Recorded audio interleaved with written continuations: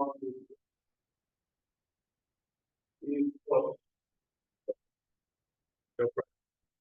right, well, good morning, everybody. Um, we're here today to talk about the audit, the 2024 year-end audit. I just wanted to point out yesterday, looking at that strategic plan under the finance and administration section, I really love this quote.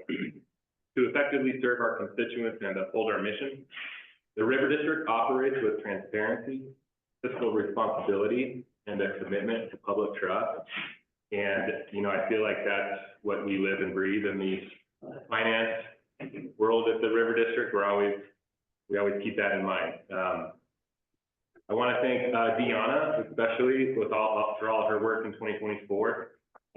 She's been with us a little over a year, and she is just taken on a lot of stuff and relieved a lot of work off of my plate. So I really appreciate this to Deanna and the rest of the admin team. We're a pretty small team with a lot of financial transactions. And because of that, we really have to segregate our duties to comply with our internal controls. So pretty much everybody on the admin team plays a part in that. And so I just want to recognize them for all their work.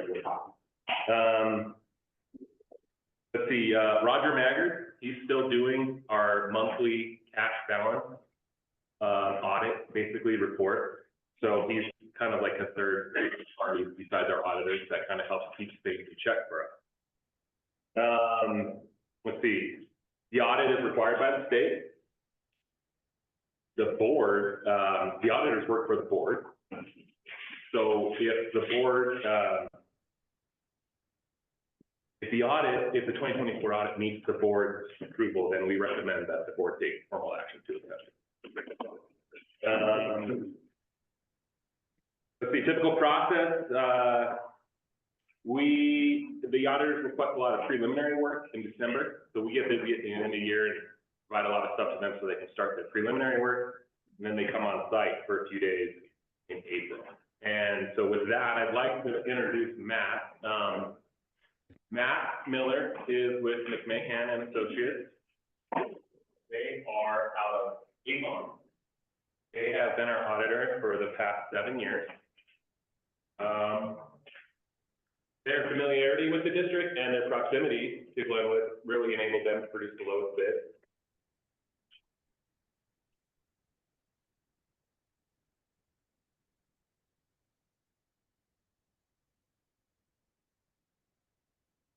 So I'm happy to report that we had a clean audit for year ended 12/31/2024. And with that, I'll kind of turn it over to Matt and let him kind of take it from here. Hi, everybody. Are you able to hear me okay? We can kind of hear you, yeah. Okay. Well, like Ian said, my name is Matt Miller, and I'm one of the partners with McMahon and Associates. We're based out of Avon, so we are nearby, which makes it easy for us to come on site. Ultimately, I guess the purpose of the audit is to issue an opinion on the financial statements themselves. And in order to get there, we break that down into 3 main parts. So planning, fieldwork, and reporting. Ian mentioned briefly about the general audit process. So part of planning is what we call that interim audit. And so that's when we're looking to gain an understanding of your internal controls. So we first document the process for every type of transaction. So cash disbursement, payroll, cash receipt, every major cycle. And then we select a number of transactions within each one of those cycles, and we would analyze that. So basically, can I confirm what you told me you were doing is what you're actually doing? And then we analyze the internal controls. So where are the key controls? Like Ian mentioned, where do you have segregation of duties? Where can I confirm that? And then we would document that up. And then the next part of planning takes place in April. So we send Ian what's called an engagement organizer. And so it's a request list and a secure file transfer website. And so him and his team upload a bunch of information. So after those internal controls, if we had identified any area of concern there, we would focus on it during planning.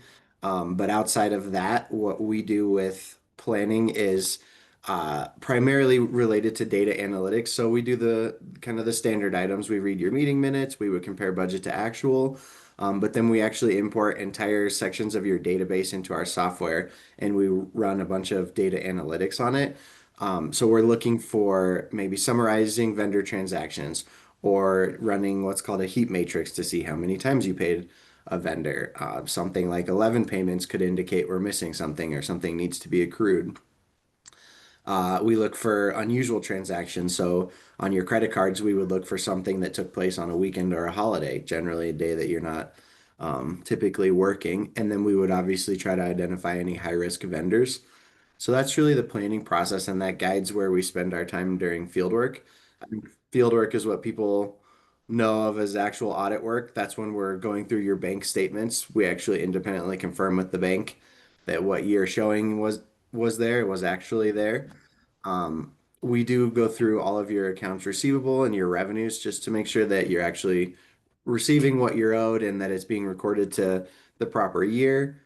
Capital assets are a big one, so that's kind of a two-factor thing.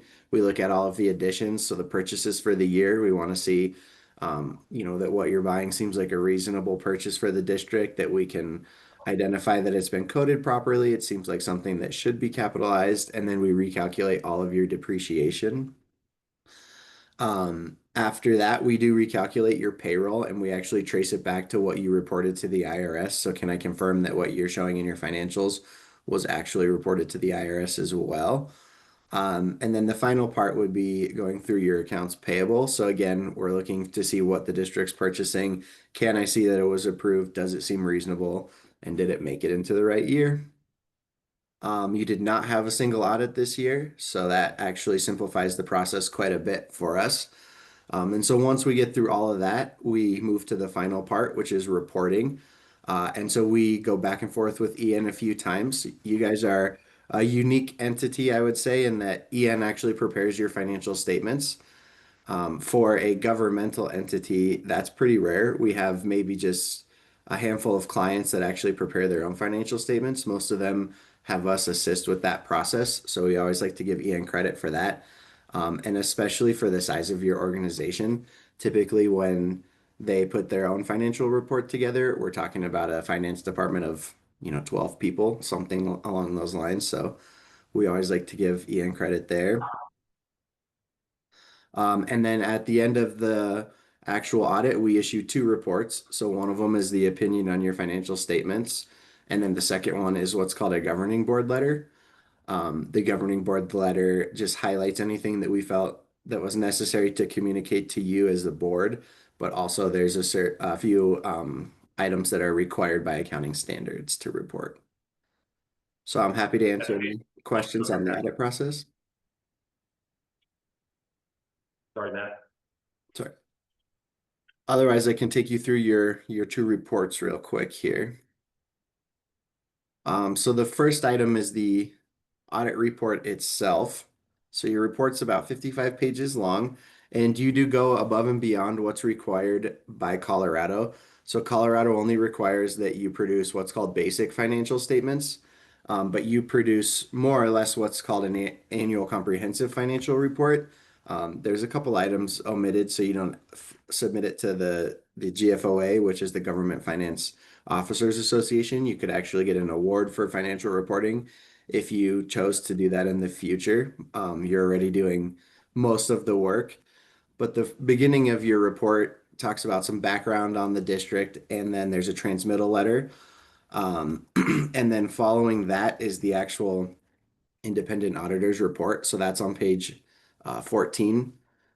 You received what's called an unmodified audit opinion. That's a clean audit opinion. There's one item to note this year. There's an emphasis of matter in your opinion, and you'll see that kind of throughout the report. So you are required to adopt a new accounting standard this year, which is related to compensated absences. And so historically, you only recorded a liability for what you were guaranteed to pay out. So something like vacation, if you had an employee terminate, they get that. But things like sick time or other leave that accumulates but is not guaranteed to be paid out was never recorded.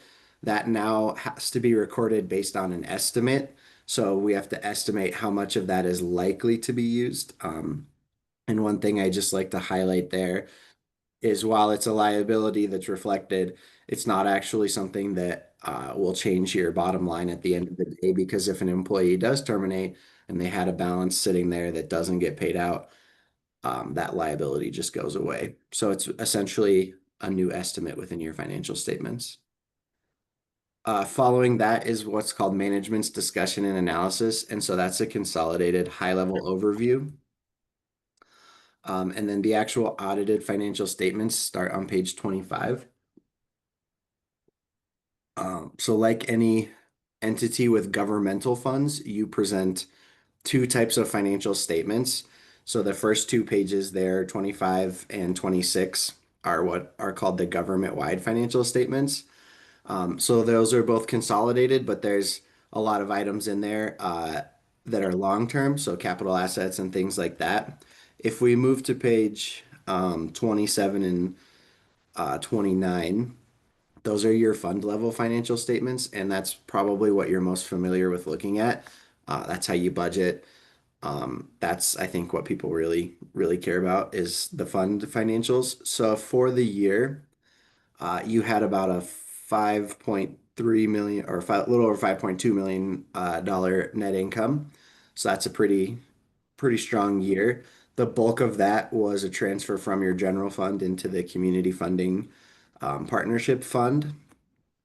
And overall, I always like to look at your general fund and compare your annual operating expenditures to the fund balance that you do have on hand.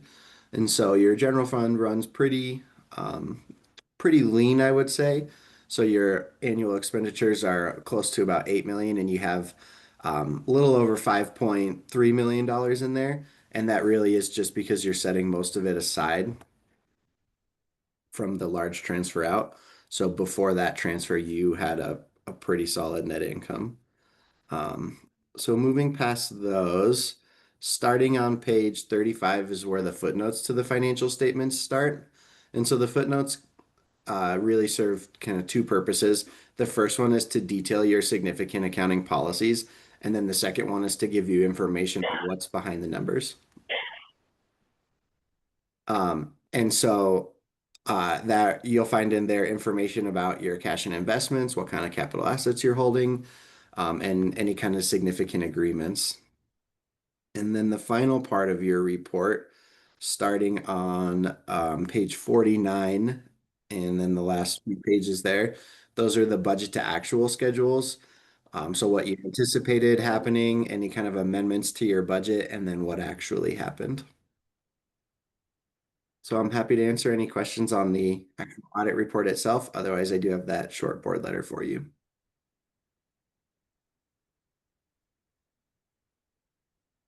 All right. Well, sorry, go ahead. Any questions, Matt?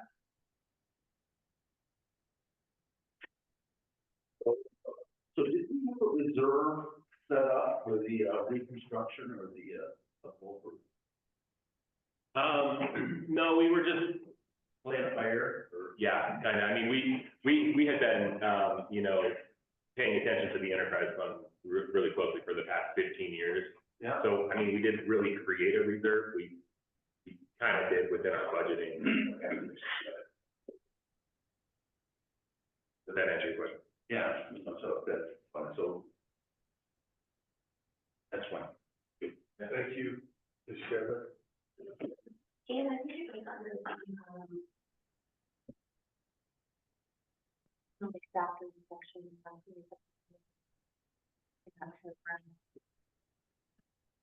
Talking about, and I'm sorry, I can't find it right now, but I think it's in 20 chapters from 2021 through 2013. I think it's going to be 2023. Oh, good catch, thank you. Okay. Look for that, thank you for understanding.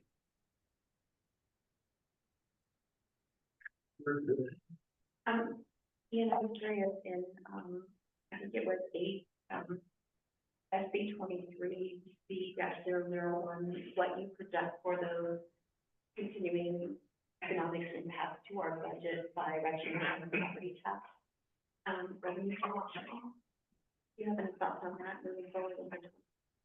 I don't at this time, but in about a month from now, I'll start to receive those preliminary valuations and we'll start to dive into that.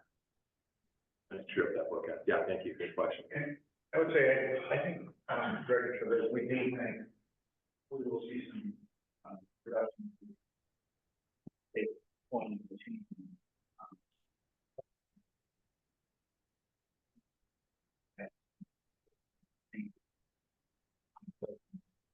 Long.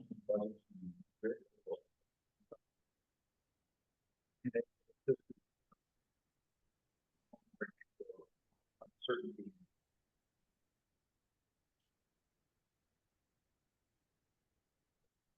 I do think within our industry, our medical working.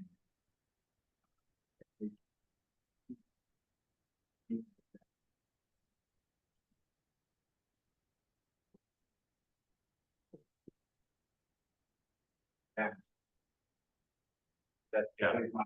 I would agree. I have one more question.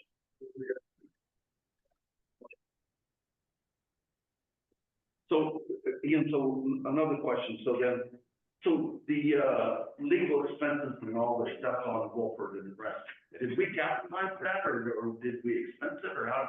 It was expensive. It was okay.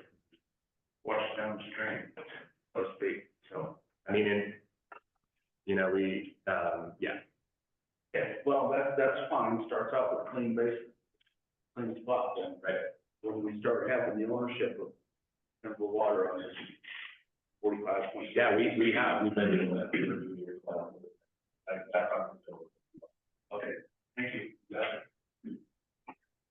Actually, I was gonna ask a similar question, but how do we handle the reimbursement of costs of awarding the judgment of say $750,000?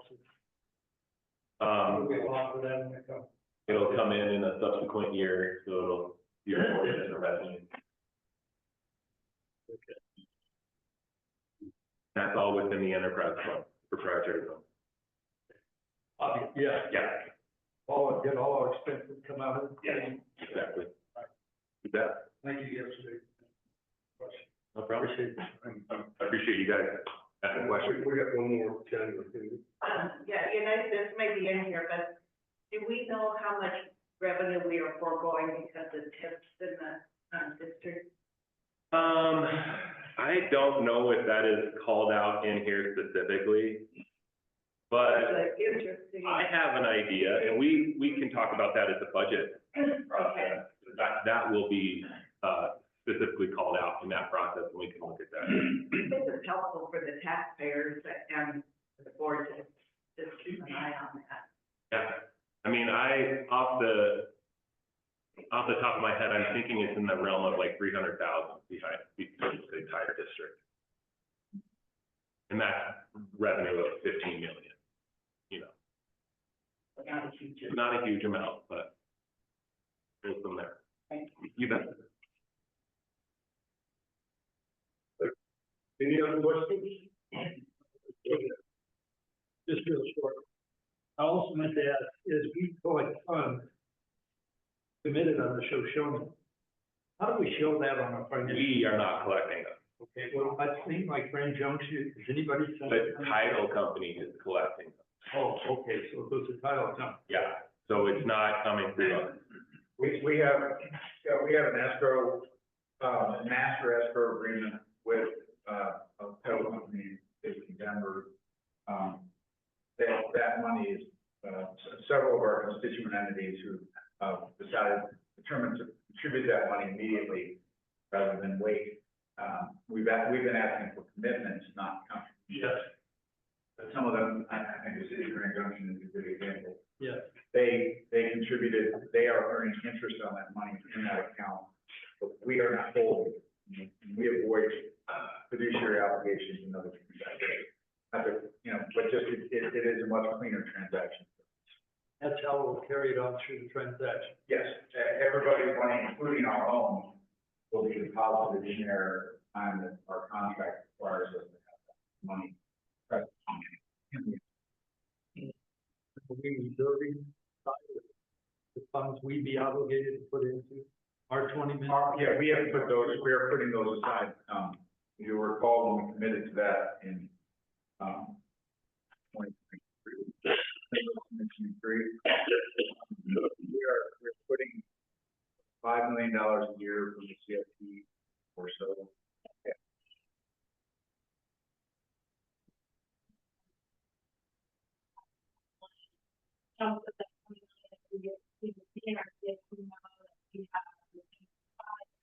$5 million. So $6 million in 2023, $5 million in 2024, $5 million in 2025, and the remaining $4 million will be next year, so that we have completed our $20 million obligation and are ready to put that. And then what's the investment policy of the title company? So where do they put those funds? Yeah, there's a little bit of return, there will be a little bit of interest on those, you know, I'm not sure what the rate they're getting is. Yeah, good knowing that. Thank you.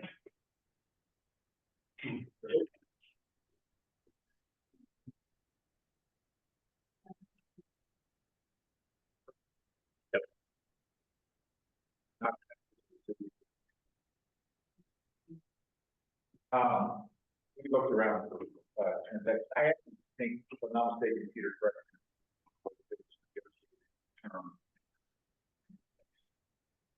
First American is out of the,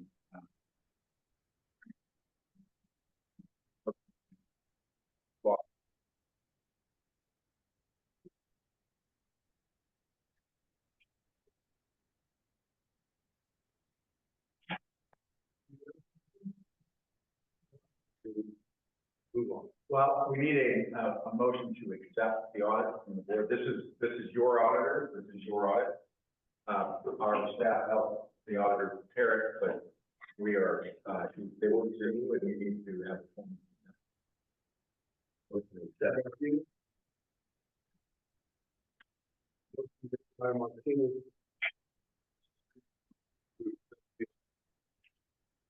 All those in favor?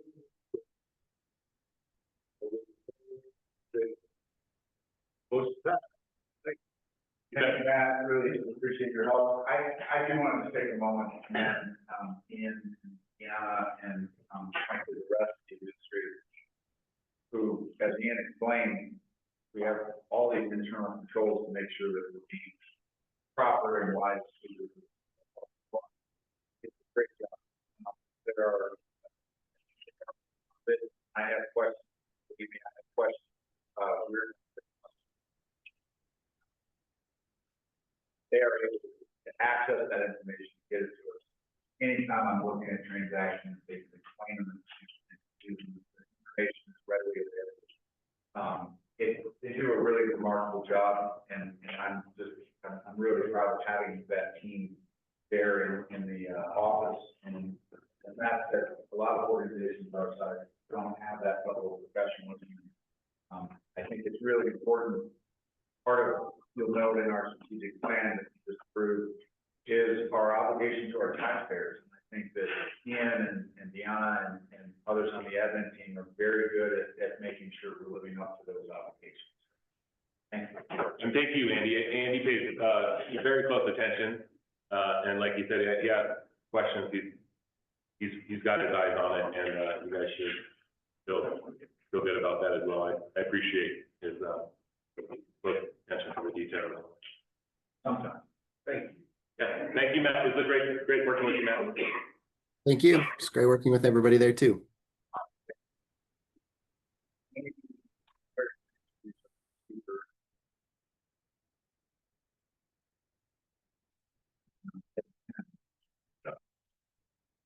All right, good morning to the board. I'm bringing up Hannah Holm, who's going to be our external speaker this morning. Hannah is with American River. She's the Director of Strategic Projects and Partnerships there. We have had a great opportunity here in Graham County to spend the day on Monday looking at some of the Trans Mountain Diversion projects. We're going to get to see Wolford Reservoir today. There is also an important project in Graham County one that Director Bouchard, I know he couldn't be here at the board meeting today, but had an interest in making sure that we could convey the findings of a really important research project. And so Hannah is going to talk about a project that's been evaluating conserved consumptive use in the Upper Colorado River Basin. Specifically, the goal of this project has been to better understand conservation practices on high altitude irrigated pasture that supports livestock. And so there's been numerous sites in Grand County, groups of Grand County producers that have participated in this study from 2020 to 2023.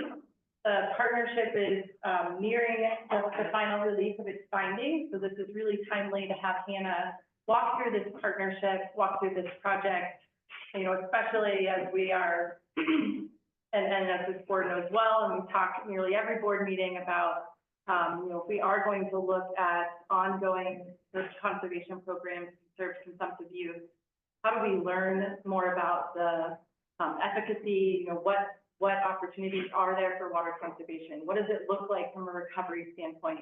What are the social impacts of these programs? And so this study has been influential in providing some findings that can be incorporated into the design of these programs going forward.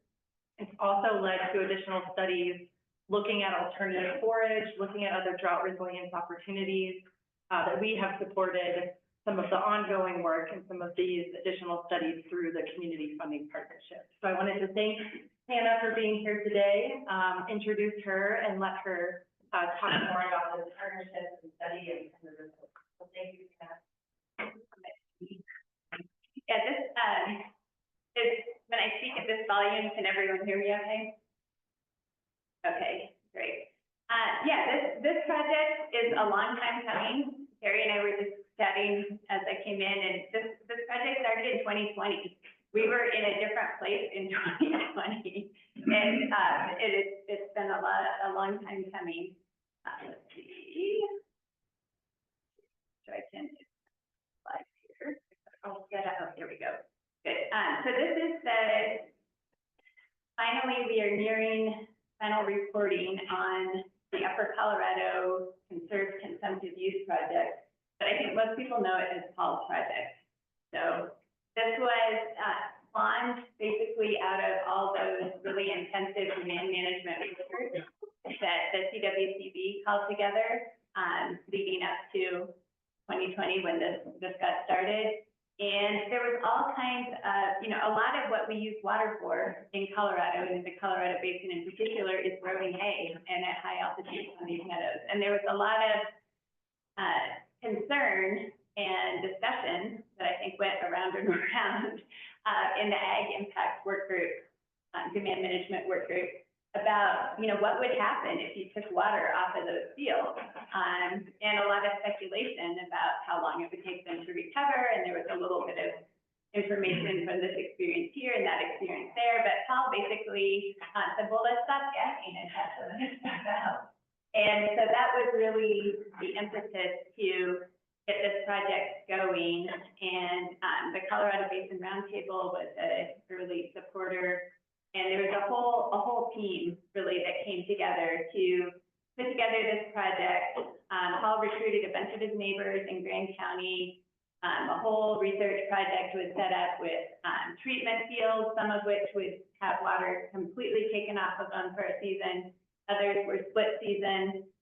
And then see what happened. And there were the research questions are laid out here. Part of it was, you know, to see what would happen to these meadows, but there's also a lot of technical details in figuring that out. And that kind of gold standard involves a lot of really costly equipment in fields.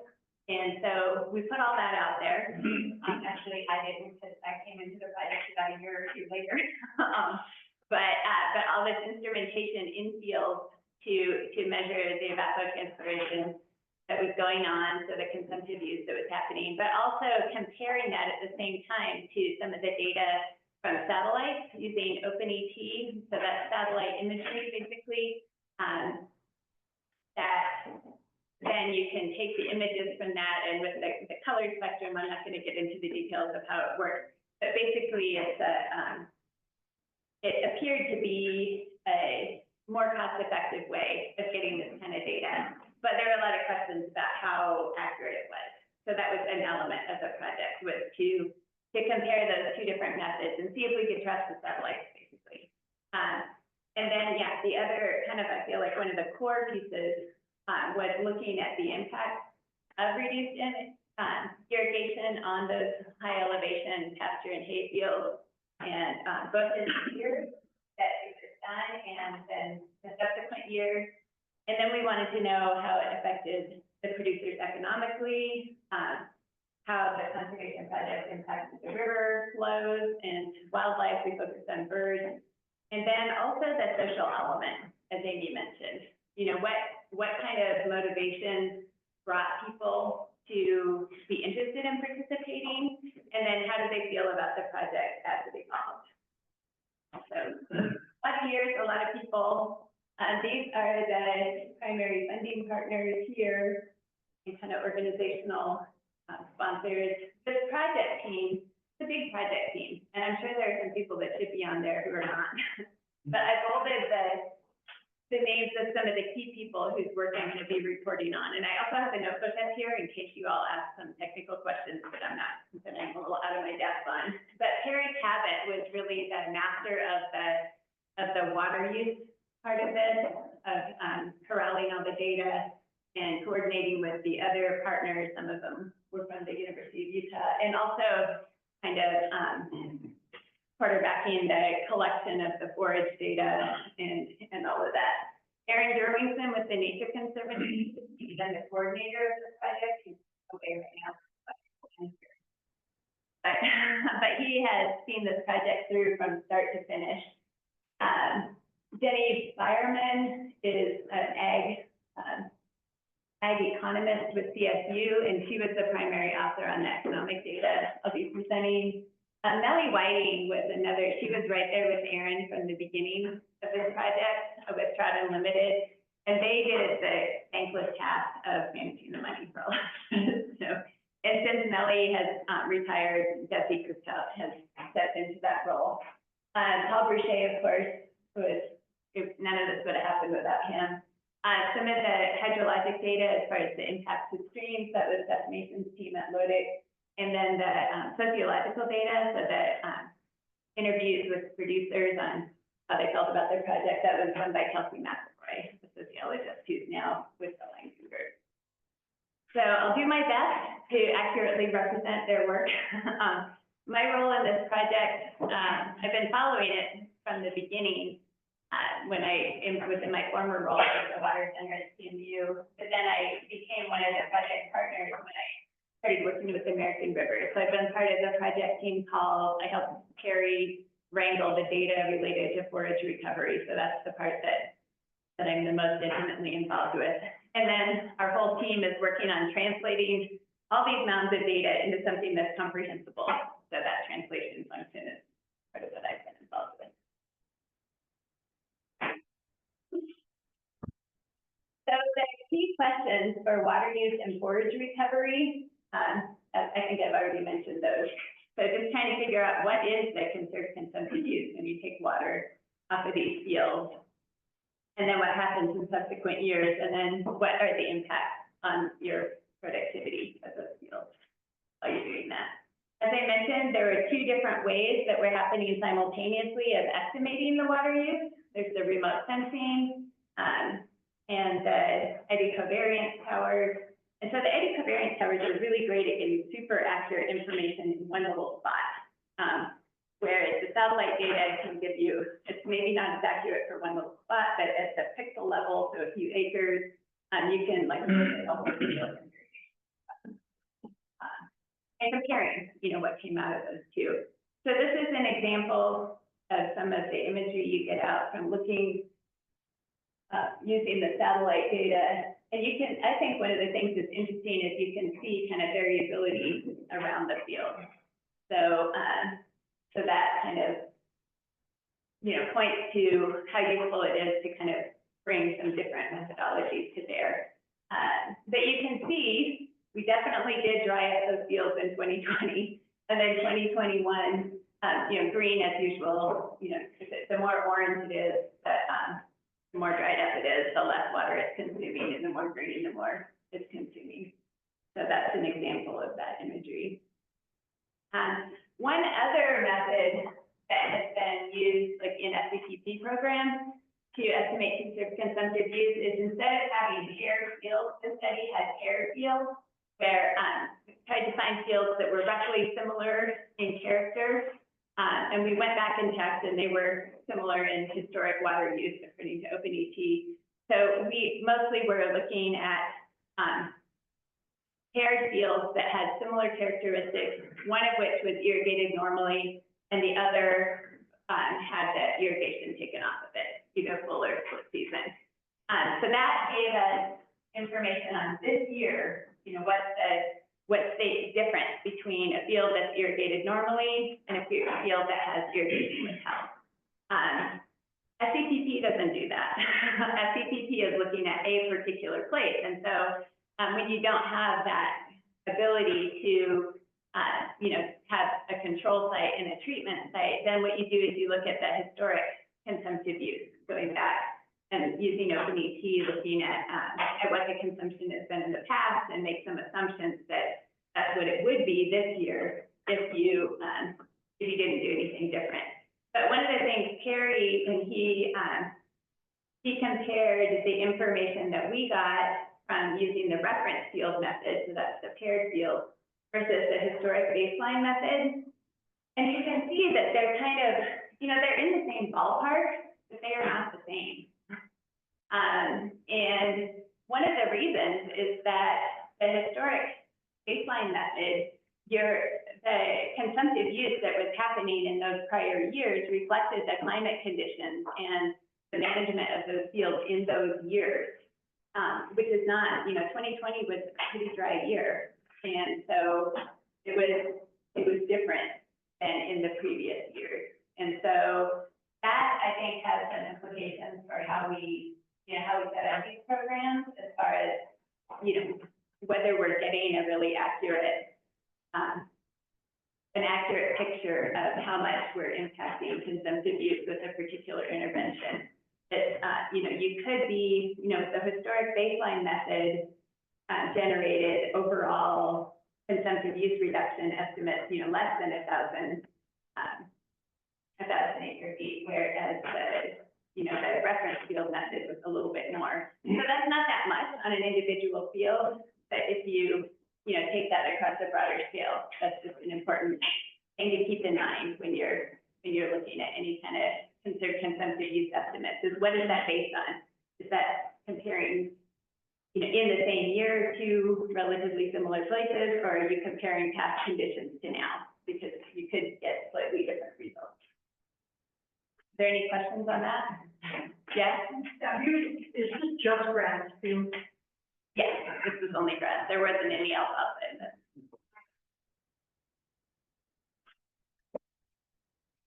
So this is kind of a summary of what we found. So the consumptive, on my own screen here, and you guys are, your faces there. Now I got rid of your faces so I can see my words on my screen.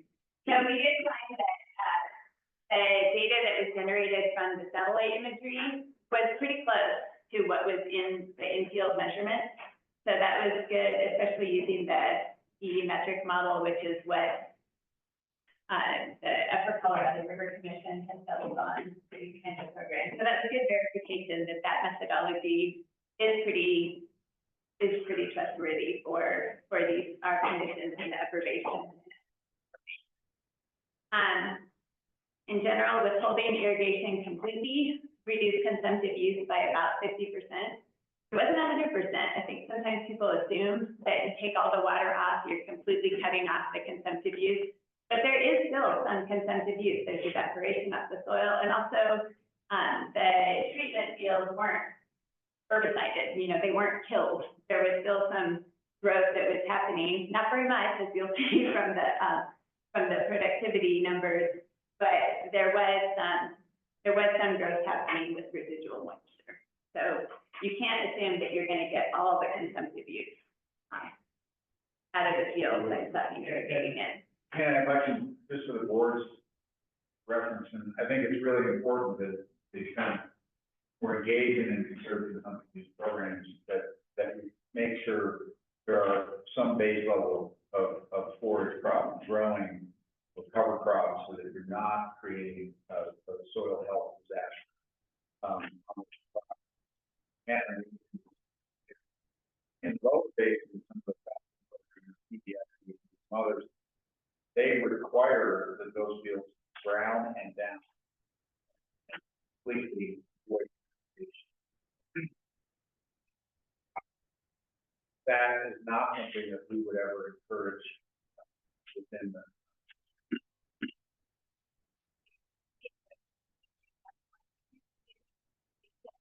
In a pilot that they did a few years before this, because it's easier to measure if you do that and verify that people are doing what they're supposed to. But in interviews with the producers afterwards, they reported that it was a big pain to get those fields back in production afterwards when they had been that desiccated by being completely killed for a year. So yeah, I would say it's probably better to find a way to keep something still growing. The other, yeah. Before you go, I'm sorry. Do you see a change in species proliferation with this? Did you have different grasses coming in? I think, unfortunately, that was a shortcoming in our data. We didn't do a comprehensive survey of the species beforehand. We did do an inventory afterwards, and there were some differences in composition between the reference fields and the treatment fields. And I know some other experiences, people have seen some shifts with that, but that was something we didn't capture very well. Okay. Sure. So then on the third bullet point down there, the conserved consumptive use persisted for multiple years. Is that because some of the plants died? It just, the fields just didn't recover 100% right away. I think at this point, they're probably pretty much back to, because we've seen a trend towards recovery, but it takes a little while. They were knocked back, they were stressed, and so they didn't immediately return. So both the conserved consumptive use spilled over a little bit beyond just the treatment year into subsequent years. And the same thing happened with the productivity on those fields. So how did you measure that? I mean, so you had a field you withheld irrigation for a year, and then you started irrigating the second year, but there was still less. It was still conserved consumptive use. How did you quantify it? That was, I mean, the same way that we measured it in 2020. So there was instrumentation in the fields and the OpenET data. So that was monitored all the way through. And we took forage samples throughout the whole thing. We took forage samples in 2020 and on the same field in the years. The whole methodology of, taking random samples from around, drying them out, and seeing the productivity. It's enlightening because it confirms what earlier work with Bill Trampy's property. Many of you have been on board for a long time and remember that work with Bill and his neighbors and Gary Gunnison showed exactly what's in that. Decrease in productivity over a longer term than just a year of deficit irrigation. Yeah, the White River ranchers would fully agree to that. That's just what they've just learned to do. But now you've got a study behind it per se, so. Exactly. Was this just for the water, or now was there also a component to where you were looking at the economic investment to get that field back into production and how much additional water resources that was going to take and fertilizer, feed, working on that ground? Because that's something that I hear from our landowner users. The longer we don't get to irrigate that field, the longer it takes for us to get any equitable value to my ranch to make it an actual profitable. We just monitored the, water use and the productivity, and then the ag economist, Jenny, did interviews to get enterprise budgets and, cost and economic return data in the subsequent years. So I don't have detailed information on how much extra work. I think in general, from what the discussions I heard, people just, put water back on the field and kind of, I don't know that they did a lot of extra See what happens. work, but just to see what would happen afterwards. One more. Okay, Was it all or nothing? Did you do like 50% less water and 25% less water, or anything, or just all or nothing? it was, there were two models. One was withheld for the whole irrigation season, and the other was withheld, I think it was after the middle of June. So, so that was the two models there. So this is the forage recovery data, and this is for the fields that were completely, where the irrigation was completely withheld. So you can see that there was only a 50% reduction in consumptive use in that 2020 year, but there was a lot bigger reduction in productivity. Those fields barely grew anything. I think the actual number from the table, on average, it was down like, 98%. So there was barely anything growing on these fields in 2020. And that's partly because 2020 was a pretty hot, dry year.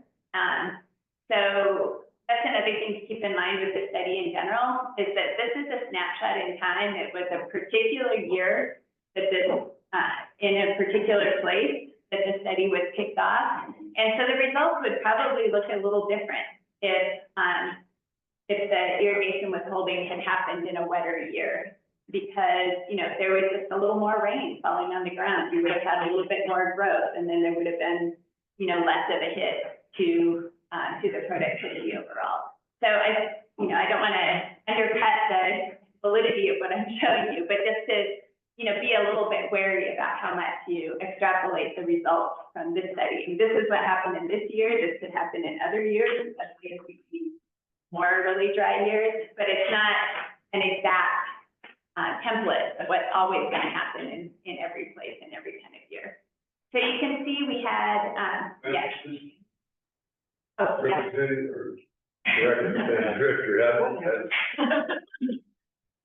I appreciate the work, but, the longer the water, that you have less water, did you find any noxious weeds were growing? Because that's what we experienced. You don't have water in the first year, your grass is desperately cut back. But it's noxious weeds, it doesn't seem maybe. I didn't hear that, but I wouldn't be surprised. Yeah, and I think, I think in Bill's case, I think when he did his Fallon study, he was hit by insects really intensive throughout the year, and so he had that multi-year, which took him even longer, like years to recover from those. So I think that's also a risk that our producers are taking when we enter. Well, and that's something that we thought in 2021 was also pretty dry. So you can see, and these are average across all the fully withdrawn fields. So 2021, it looks like the treatment fields, which is a light blue, are kind of similar to the fully irrigated, but they're both a lot lower than the year before. So, it's hard to know exactly what was going on, but we think that, one of the things that was going on was that in 2020, it's not that the treatment fields recovered so well, it was that the reference fields were pretty stressed by drought also. So you can see that there's some continued reduced productivity in they're going back up, they're getting better. And in 2023, the productivity on the treatment fields was, about back up to what the reference fields were in 2020, but it hadn't caught up with where the reference fields were in that same year. Another thing I want to draw your attention to is these lines, these whiskers, what real scientists call them. This, we had between 5 and 10 different fields, and we didn't have, this is average data, and the whiskers show the variability. So that's an area, I think, where we need some additional research. There were some fields that bounced back a whole lot better than others, and we don't completely understand all the variables there. But that's one of the reasons why we're starting to do new studies now into different forage species that might be able to bounce back better. So that's the basic picture. You get a big hit to the productivity in that first year, but then it does linger on a bit into the future. So the general, the overview takeaways from the forage recovery is that, yes, in the actual treatment year, you really almost completely knock out, at least in a dry year like that, we almost completely knocked out the productivity on those fields. The partial season irrigation fields did a lot better. They were not knocked back nearly enough. So, I mean, not nearly as much. So they did a whole lot better in general. In the recovery years, the full season withdrawal, as I mentioned, the hit to recovery did linger on to varying degrees in the field. So there are lingering effects. And with the partial season withdrawal, even though in the actual treatment year, they didn't take nearly as big a hit as the full season irrigation withdrawal, they did show some impact in the subsequent years. They were also a little lower than the reference years. So any more questions on that before I get into the economic study? Yeah, can I just ask a question? You know, so if, and I'm not sure your study would tell us, but I'm just interested in what it might indicate. In 2023 was a very wet year, the productivity was high on both types of fields.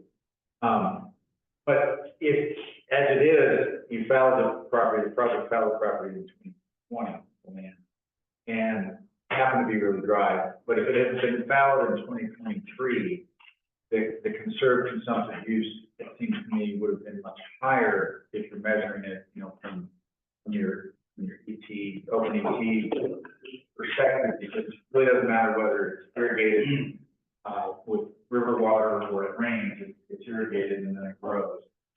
It's even I could potentially be a good irrigator in the rainy season, right? All right, but it takes a lot of skill to be an irrigator in a dry season. So what would, you know, do we have any sense as to what would have happened if that project happened to have taken place in 2023? I think that, I mean, we probably would have seen less conserved consumptive use in that treatment year. And it probably wouldn't have stressed out the fields as much. So the subsequent years wouldn't have been as impacted. And then the payments would have been less on that, you know, the fall years of the class, right? Well, they could be, if it was set up correctly, payments would be less, right? But I think the contracts from SCPP are set not on an individual field level, they're set on anticipated conserved consumptive use level. So you actually, as a producer, would really hope for a very wet year, the year you roll in SCPP, because you get both your crop and the catch.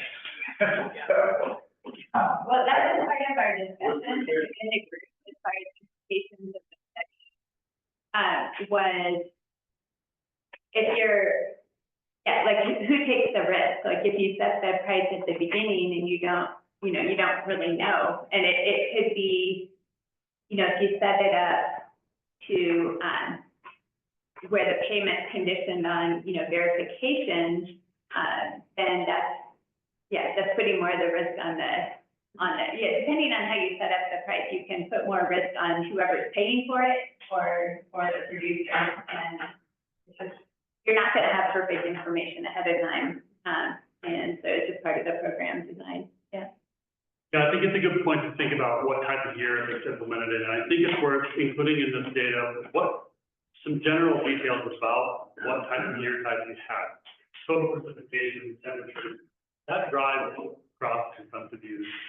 And it's going to be paid beforehand, so you're going to, however that works out. We did a study the following year on a ranch. We irrigated tower and the soil moisture sensors. And the fallow field is irrigated once, like 1.5 irrigation. The control field, the full irrigation, the production on the flat fallow field was just a little bit less because there was about 2.5 inches of rain that fell after we shut the water off. So it really looked the same. But when we think about these conserved consumptive use programs, whether it's a wet year or dry year, it's thought of, and this is what I keep preaching, it's not just about the conserved consumptive use. If that water is left in the stream, there's a value to the state of Colorado, somewhere else. Maybe it's picked up by a downstream user or whatever, but it might not matter what type of year you had, and hopefully you do it on a wet year if you're the producer. I will say on a year like this year, with the low soil moisture we've had and the high temperatures and all the rest, if you did it this year, you'd be in dire straits, if you did not irrigate at all. But if you got through June 15th, might be looking okay. So, and it also matters on, there's a lot of difference between just, we say, full irrigation and partial irrigation. As any of us in this room know, when you're out there moving tarps around, you can miss something, you can, not get water across the field. So there's a lot of variable with what we consider irrigation.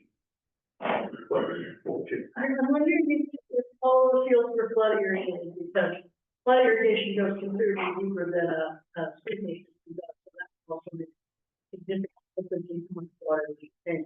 I think they were, I'm not. They're all flood. We're gonna have to. You noticed you misspelled Jesse's name first. Oh, whoops, sorry. I realized he was missing, so I heard, I'll fix that for now. So, move forward. Wait. Sure. So, I'm guessing this study is not a minute walk. It was in the area, in Grand County, around Crumley. So, in my area, a lot of times, our packages go, and they, not every year, but, you you have to shake 50 days off in the fall, so, it's not something like this all. Yeah, no, I think that, I mean, there are things we can learn from this experience, but it's not going to be an exact template of what you can predict everywhere, because there are local circumstances that really matter. So in the economic study, there was a big difference that emerged between the benefit to folks that were growing hay only for sale versus folks that also had cattle. So you can see, this is on the reference field. It was not a great year. People lost money, even if they were irrigating normally. That's the big takeaway from this slide. And you can see, the reference conditions. So these are the treatment conditions. What people got paid for participating was 600, and this is all per acre. They got paid $621 per acre for the full season, and then for the season, the numbers are a little different because I forget what exactly their payments were, but they had a combination of the payments as well as being able to sell some of their hay. So you can see for the hay only producers, the folks that did the full season irrigation withdrawal came out ahead and more than the folks did that had the split season, and all of the treatment fields were better off than the ones that were the reference fields where they didn't get the payment. However, the results changed a lot. Folks that had livestock ended up behind on the acres that they enrolled in the program. They came out behind where they would have been if those acres had not been part of the project. And that was because they had to, the amount of payments that they got for taking water out of their fields were not enough to compensate for all the extra hay that they had to buy.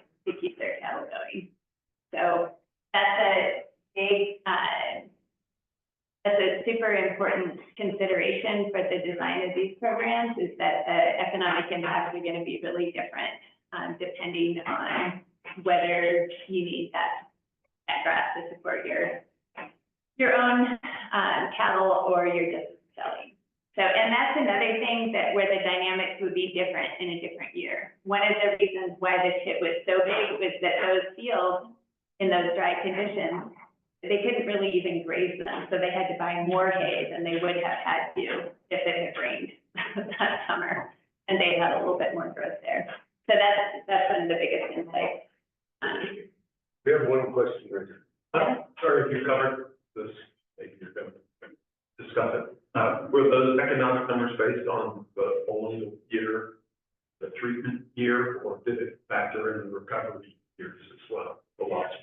There were some, I mean, this data that I'm showing is from the treatment year, but there were kind of similar to what we saw with the water conservation and the forage productivity. There were some lingering effects. It wasn't, you know, just as you would expect. It's kind of encouraging when the data all lines up and points in the same direction. So there was a little bit of a hit in subsequent years. Although I think by the end of the study, folks felt like they were pretty much back to where they would have been without participating. Okay, so this is the summary data here. I think I already basically said that. So the external factors, as I mentioned, things would have turned out a little differently if it had been in a different year. And it's just, yes, the particular conditions of the area.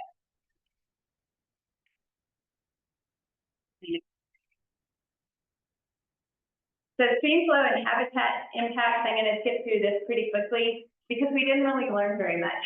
I think most people in general, like when it comes to stream flow impacts, we have a general sense that if you reduce irrigation, you reduce the amount of water you're taking out of the stream, then you're going to have more water in the stream earlier in the season, but then you'll have lower return flows later. And so we had some consultants go out and measure that in the field, and it was really hard to see. And the reasons it was hard to see were, and directly measure, partly it was because of the scale of the project. It's not all that big compared to the amount of water in the stream. So just like, I mean, none of our measurement techniques are perfect, and the impact on the stream from this project was really, I mean, it was within, for the most part, it was within the error bars of what you would get anyway. So it's really hard to directly measure this stuff. And then you have other complications with the impacts of the neighboring properties and if you have shared ditches or not.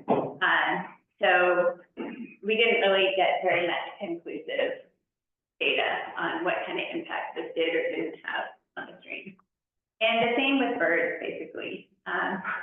We did some measurement, there were some surveys. There were more birds in 2021 than there were in 2020, but then there were fewer detections in 2022. So it's the issue of scale. You know, birds are very mobile, the habitat is big and the study area was small, so it's really hard to come to any definitive conclusions on the impact that we made on bird habitat. The social science research questions are interesting in terms of what factors made people interested in participating and then how their feeling changed over time. The way that this was assessed, Kelsey interviewed folks at the beginning. There were some complications with COVID. 2020 was a complicated year for many reasons. But she did these interviews then and then later on, kind of midstream, I think, and later on. So the kinds of things that influence people's interest in participation, it wasn't just the payments, it was also location and timing and their degree of trust for Paul and the other folks there, and then also their neighbors, if they were on shared ditches or not, and how other people in their neighborhood were considering the project. So this is a quote from one of the interviews. So they decided to join up everyone below them on the ditch. They thought, well, if they're not gonna be irrigating and they're not gonna be turning on the waters, then that could impact us anyway, so we might as well just join on. So those kind of dynamics as far as, I mean, we all know, especially when there are shared ditches, what one person does affects someone else. So different people in that system, it's kind of a collective decision. In some ways, it's not just individuals making their decisions based on their own ideas. And then timing, also, in the full report, Kelsey has an interesting discussion about people's relationship with their meadows. Like if someone's just spent a whole lot of time getting their meadow in really good shape, that's not the time that they're gonna feel like taking water off of it and feeding it up really hard. So that kind of factor really affected how people's perspective on participation or not. And then also, you know, some people were more in the category of hobby renters and other people where it's, you know, really their livelihood. So you're in a lot riskier situation if it's really your bread and butter. So that affects people's decision making as well. Yeah, and just relationships, Paul's relationships with all the participants were really central. And so some of the insights that came out of her research was that if you really want to do a program like this, it is important to have robust engagement with all your participants and have Paul being there and being able to talk with people about how the project was going and resolve questions was really important. So supporting that is important. And then also, especially when Kelsey was doing the final wrap-up interviews, you can think of other issues like water that started to W. There was all the controversy around wolves in Grand County, and that colored people's perspectives on everything, including participation in this project, and cooperating with the government. So that's an important thing to keep in mind too. These kinds of decisions and, you know, who you're willing to collaborate and cooperate with on any kind of program affects kind of what's happening in the world, not just particular projects. So these are kind of the bottom lines with the different factors. There are a lot of individual factors with relationships and people's particular properties and economic situations that affect people's perspective on participating. So as far as what's next, we are in the final throes of putting together a final report. We have technical reports on each of the different aspects pretty much completed. We're trying to summarize those into a more digestible, like around 12-page document that kind of hits the high point. But we should be putting all of this information on the Colorado Basin Roundtable website before long, so you can take a skim across the top or really dive deep. And then what we were learning in this project has stimulated additional work where the same partnership is investigating the feasibility of Corinda and Sandpoint. This is a picture of Sandpoint right here. It's a lot like alfalfa. Corinda is just an intermediate wheatgrass. You can grow it either for forage or for grain. And then Silphium is a sunflower that can be an oil seed and also a forage. So we're working with CSU and the Land Institute to test out the viability of these different forages in our conditions. We've discovered that they can grow here.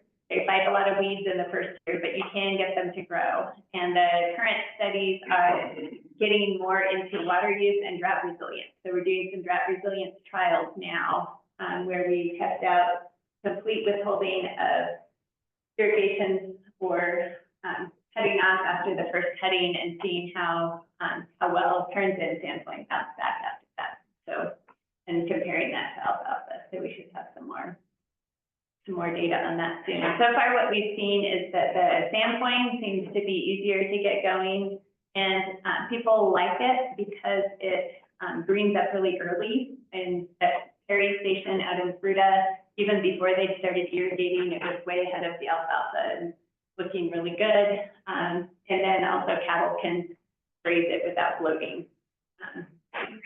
Corinda has been trickier to get going, and then Silphium is just on a really small scale right now because there's not very much seed available. There's down at the Yellow Jacket Research Station near Cortez, they have they're testing out a few different varieties of silkweed, checking that out. And it's beautiful, and it seems to be beautiful without very much water, but there's a lot more to learn about how well it works, how well it produces, and the water use there. So, and then CAWA, the Colorado Ag Water Alliance, has been giving out these micro grants now for a few years for kind of grassroots ideas on drought resilience. And there are a few things that people have tried that seem worth doing further. So it's all kind of, I mean, the way I see this is the more we learn about different options that are out there, the more likely that, we'll just have a bigger toolbox for adapting. So that's why we're continuing to promote this kind of research to hopefully keep our rural economies and our ag producers viable while taking pressure up. I think that's it for me. Thank you. Gary? Perry grown standpoint this year, Curtis? Yeah. Yeah. Has been for a few years. Few different varieties. And Katie's growing it down in Yellow Jacket. And there were a few producers who did on farm trials too.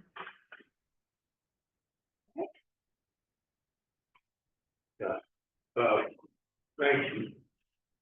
Are you here?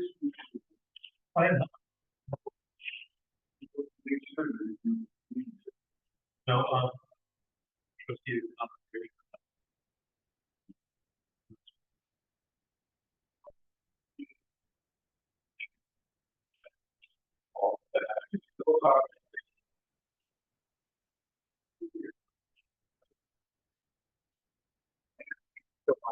It's very informative. Thanks for making the effort. I know, had we been in Glenwood, it would have sort of drive. It would have been a straight thing. But then I wouldn't have been able to have dinner with you all and been away from. Wouldn't you got to see all that one? I heard it's very smoky and unpleasant and drenching. Unplug your computer. You want to unplug before you start. Oh, yeah.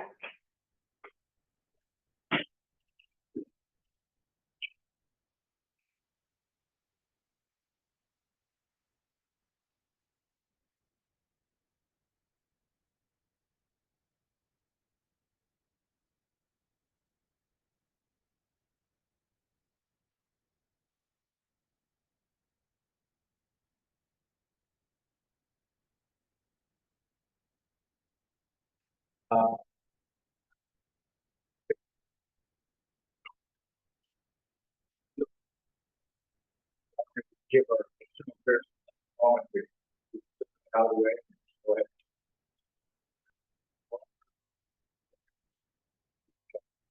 I don't comment, just like everybody else.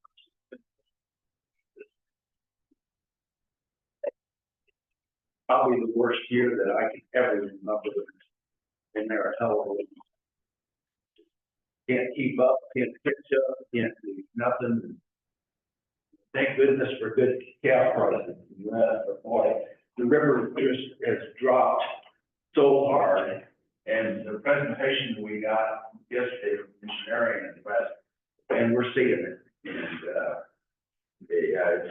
And that's really the only thing I have to say. So just trying to keep up with the Joneses, man, trying to keep the bankers off. Yeah, I don't have too much news since April.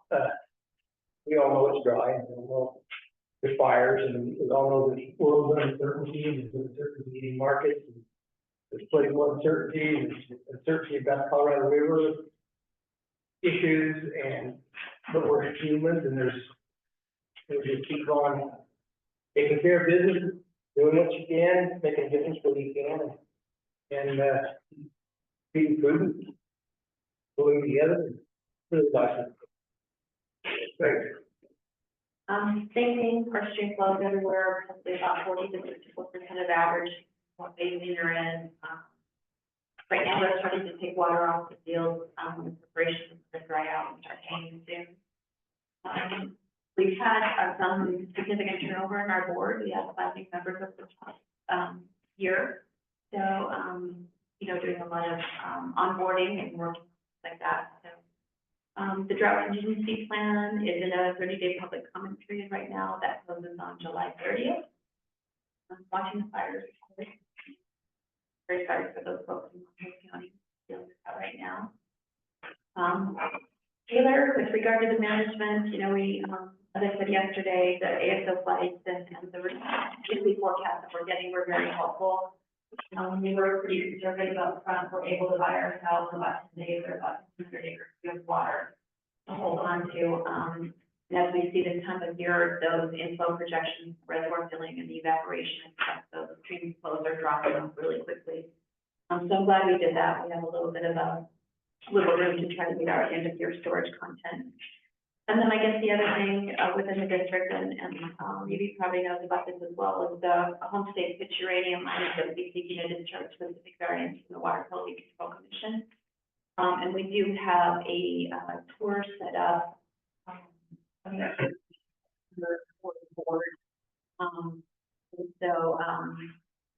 You know, I think there is just the uranium and the work that they've done, have they done everything possible to mitigate the impacts of that, and would the community be willing to support the brand new church? So, that's about it right now.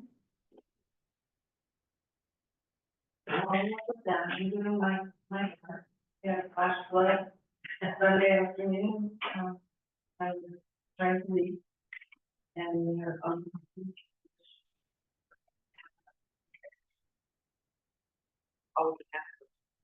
percent.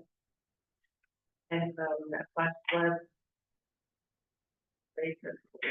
we'll be turning our water on in about 3 weeks, so.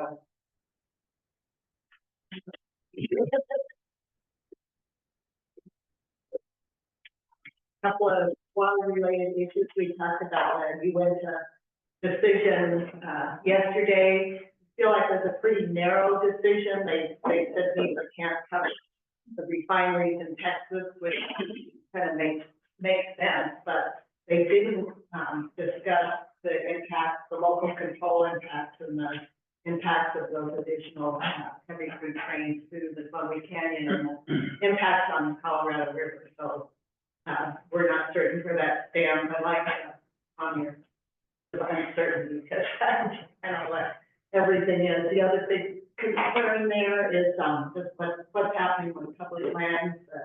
BLM resource management plans are under fire, maybe withdrawn after spending decades in the community working on that. We're concerned about that. Forest Service staff and management, worried about water supply, fire, and the impacts not only on the water sources, but on our economy as well. All that sort of chaos and that sort of plan. So the last topic in Griffin County's roles, and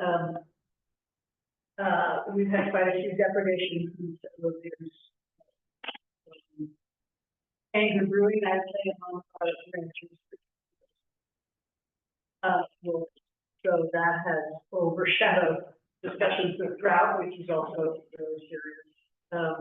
You know, our snow has gone incredibly early. I think our runoff was done June 9th, with the report, which was pretty concerning. Crystal River right now is flowing at about 150 CFS. I think so far the ditches are all full, but we had one part of our field that wasn't removed because of kids were shooting grass girls and we shot tires on the center pit. We couldn't get the should pick it up. That was glad about it, but I can tell you, I did not glad about it. But generally, the grass that's not irrigated in our valley is very crispy. It's never grew more than about 4 inches, right?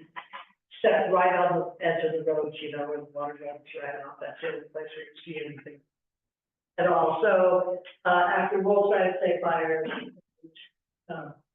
concerned, and with the touch of the Forest Service, Peach County is trying to provide some backup for the Forest Service. We hired 2 rangers that have been deputized, so they'll be on the you know, boots on the ground in the forest, not anywhere near enough to make up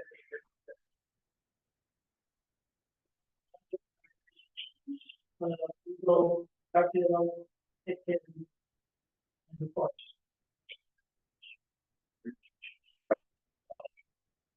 Yeah. Similar conditions in Erie County, you know, dry water here, but remarkably, we only had high snow, really just low snow we had. Our creeks have held on remarkably well, considering we made it through, you know, the bulk of the irrigation season, folks are starting to cut hay. So mid to the tough part, and now our creeks are starting to crash. And, you know, we haven't had much rain, and we've had 2 3/4 inches of rain in total in parts of the basin. Hopefully we get some more. It's been an interesting water year. I think there was a lot of irrigators who were started late with a bit of a panic.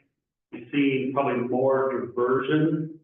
I can't say more irrigation, and similar to what Dr. Jacober mentioned, if grasses were not irrigated, they're not growing. It is, normally we get enough precipitation that the native grasses hang on and provide some forage and some cover. That's not the case this year. This year, if it didn't get water, it doesn't grow. So pretty scary dry conditions. That dry lightning storm moved through about a week ago, started some fires in Montrose County. This is, you know, a concern for us too. We have a lot of dry standing timber and beetle kill. And that's kind of terrifying, in some ways for our community. The Uncompahgre River project is moving forward. I think it we'll start actual in-river construction in September. Hannah probably knows more than I do, but that's my understanding. We are seeing more interest from a number of ditches who are forming ditch companies and interested in fixing some head gates and putting in some infrastructure in Erie County, so that's a great thing. County commissioner and myself are interested in digging into installing either a coag net system or something similar, at least to track soil moisture and water conditions in the basin to give us some guidelines on water management practices. I think drought conditions and drought preparedness is going to be critical for our entire economy, including recreation. We did recently in Ridgeway, a new rafting company opened its doors, so they rent inner tubes to folks who are tubing the Uncompahgre through Ridgeway, which is like one of the funnest things you can do in Ridgeway. It's like one of those things you actually wait for low water conditions to do. Great thing to do in the afternoon when it's super hot like it has been. So that's kind of exciting news. And other than that, we're just kind of waiting to see what the rest of this year brings and trying to figure out how do we adapt to these types of dry conditions. Sure, maybe Rick. On the good note, hay prices is probably gonna see a bump, along with the cattle prices, because there's gonna be less production, so obviously there's gonna be more competition for it, so. I have seen the second hay cutting happen near in the lower White River, but what they're gonna get for a third cutting is gonna be dismal, I believe. Upper part, they've done their first cutting and they're watering. They're all kind of just wait and see, so this is not we've seen, or I've personally seen in my 17 years in Rio Blanco County, in addition to the White River, but it's gonna be probably the top 5, something like that, so. I don't think the river's gonna stop like I've seen before. I've seen that 3 times where the White River has stopped flowing below at Rangeley. So in the White River Basin, Lake Avery is empty, as many of you know. It's empty. It's probably going to be empty next year too. CPW and the state don't really know. They're doing maintenance on it, and they're doing an assessment on that project as well. Meadow Lake is completely empty. It's being having the dam rebuilt. Both of those are both recreation lakes. Rio Blanco Lake, they did repairs onto it over the past 3 years. The state never filled Rio Blanco Lake, so you have about 30-yard mud line in order to get access to it. I don't believe you can launch a boat in there right now. And they have another means to fill it other than gravity, but they didn't want to pay the price to pump water into that facility. So that leaves us with Kenny Reservoir, Little Kenny Reservoir on the White River. And we have a very limited space that comes with a large amount of competition right now. It's been a very busy little reservoir, and calls to our office, my Rio Blanco Water Conservancy District office, saying, what are you doing? And what did the state do? Because we know we're going to have little flows, and Avery does have the ability to do some releases for piscatorial purposes. That ain't going to happen this year. And I would not be surprised to see some fish going belly up in the White River in areas. So that's a huge loss to our part of the world. Seeing that, we've got flat water recreation surveys going throughout Rio Blanco County and also the region.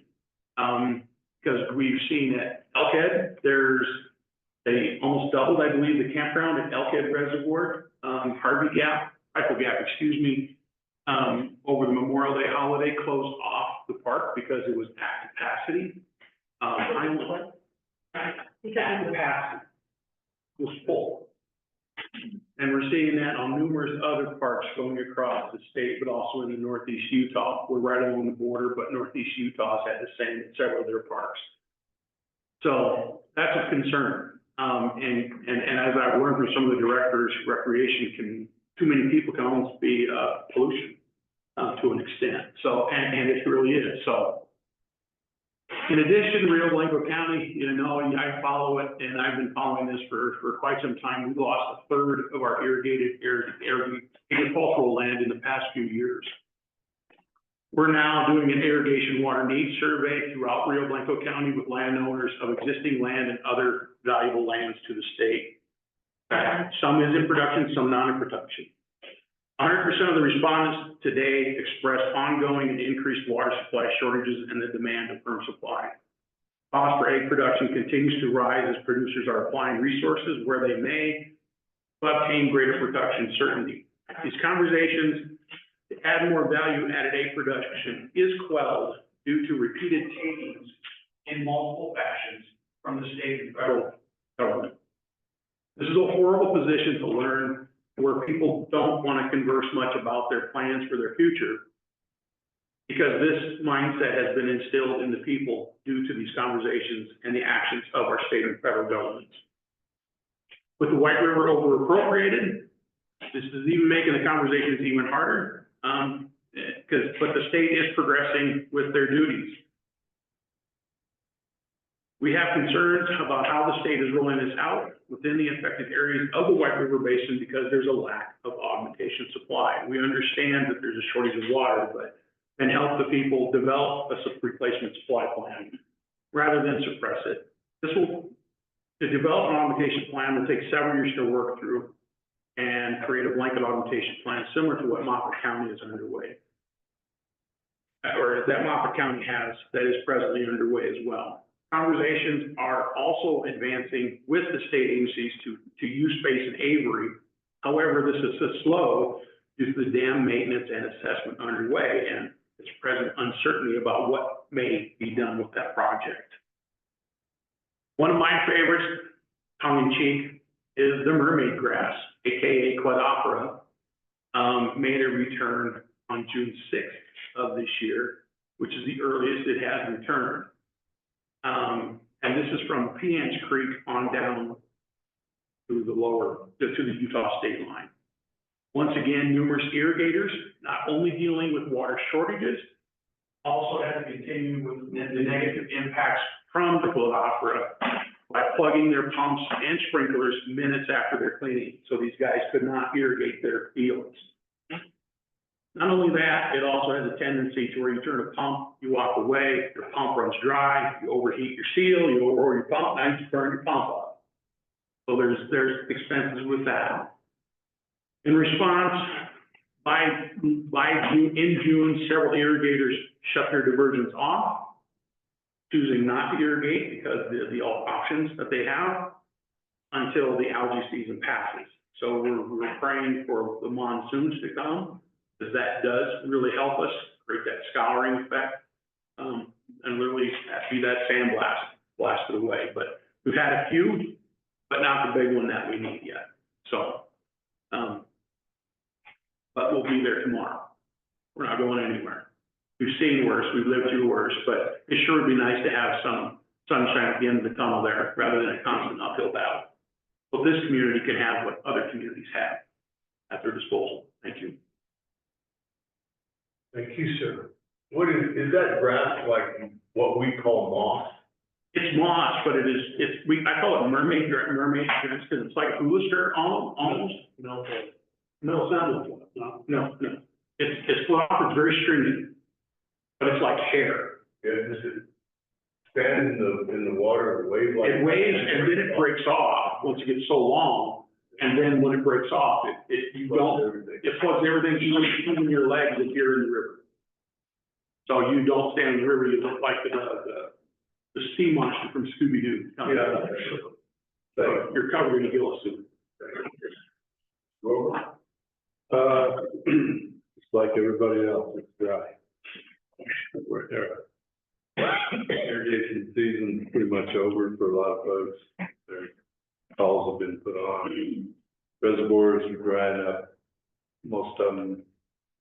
The couple that were under personally, I got noticed yesterday, one ran out, another one's on the trickle is coming out. So we're pretty much done irrigating.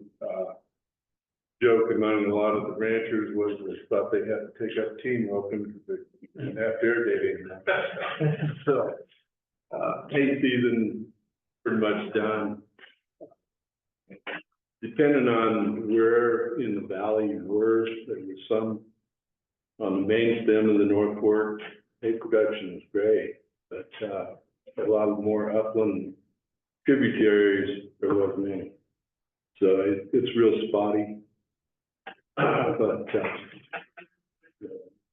like Doug said, it's been a different year.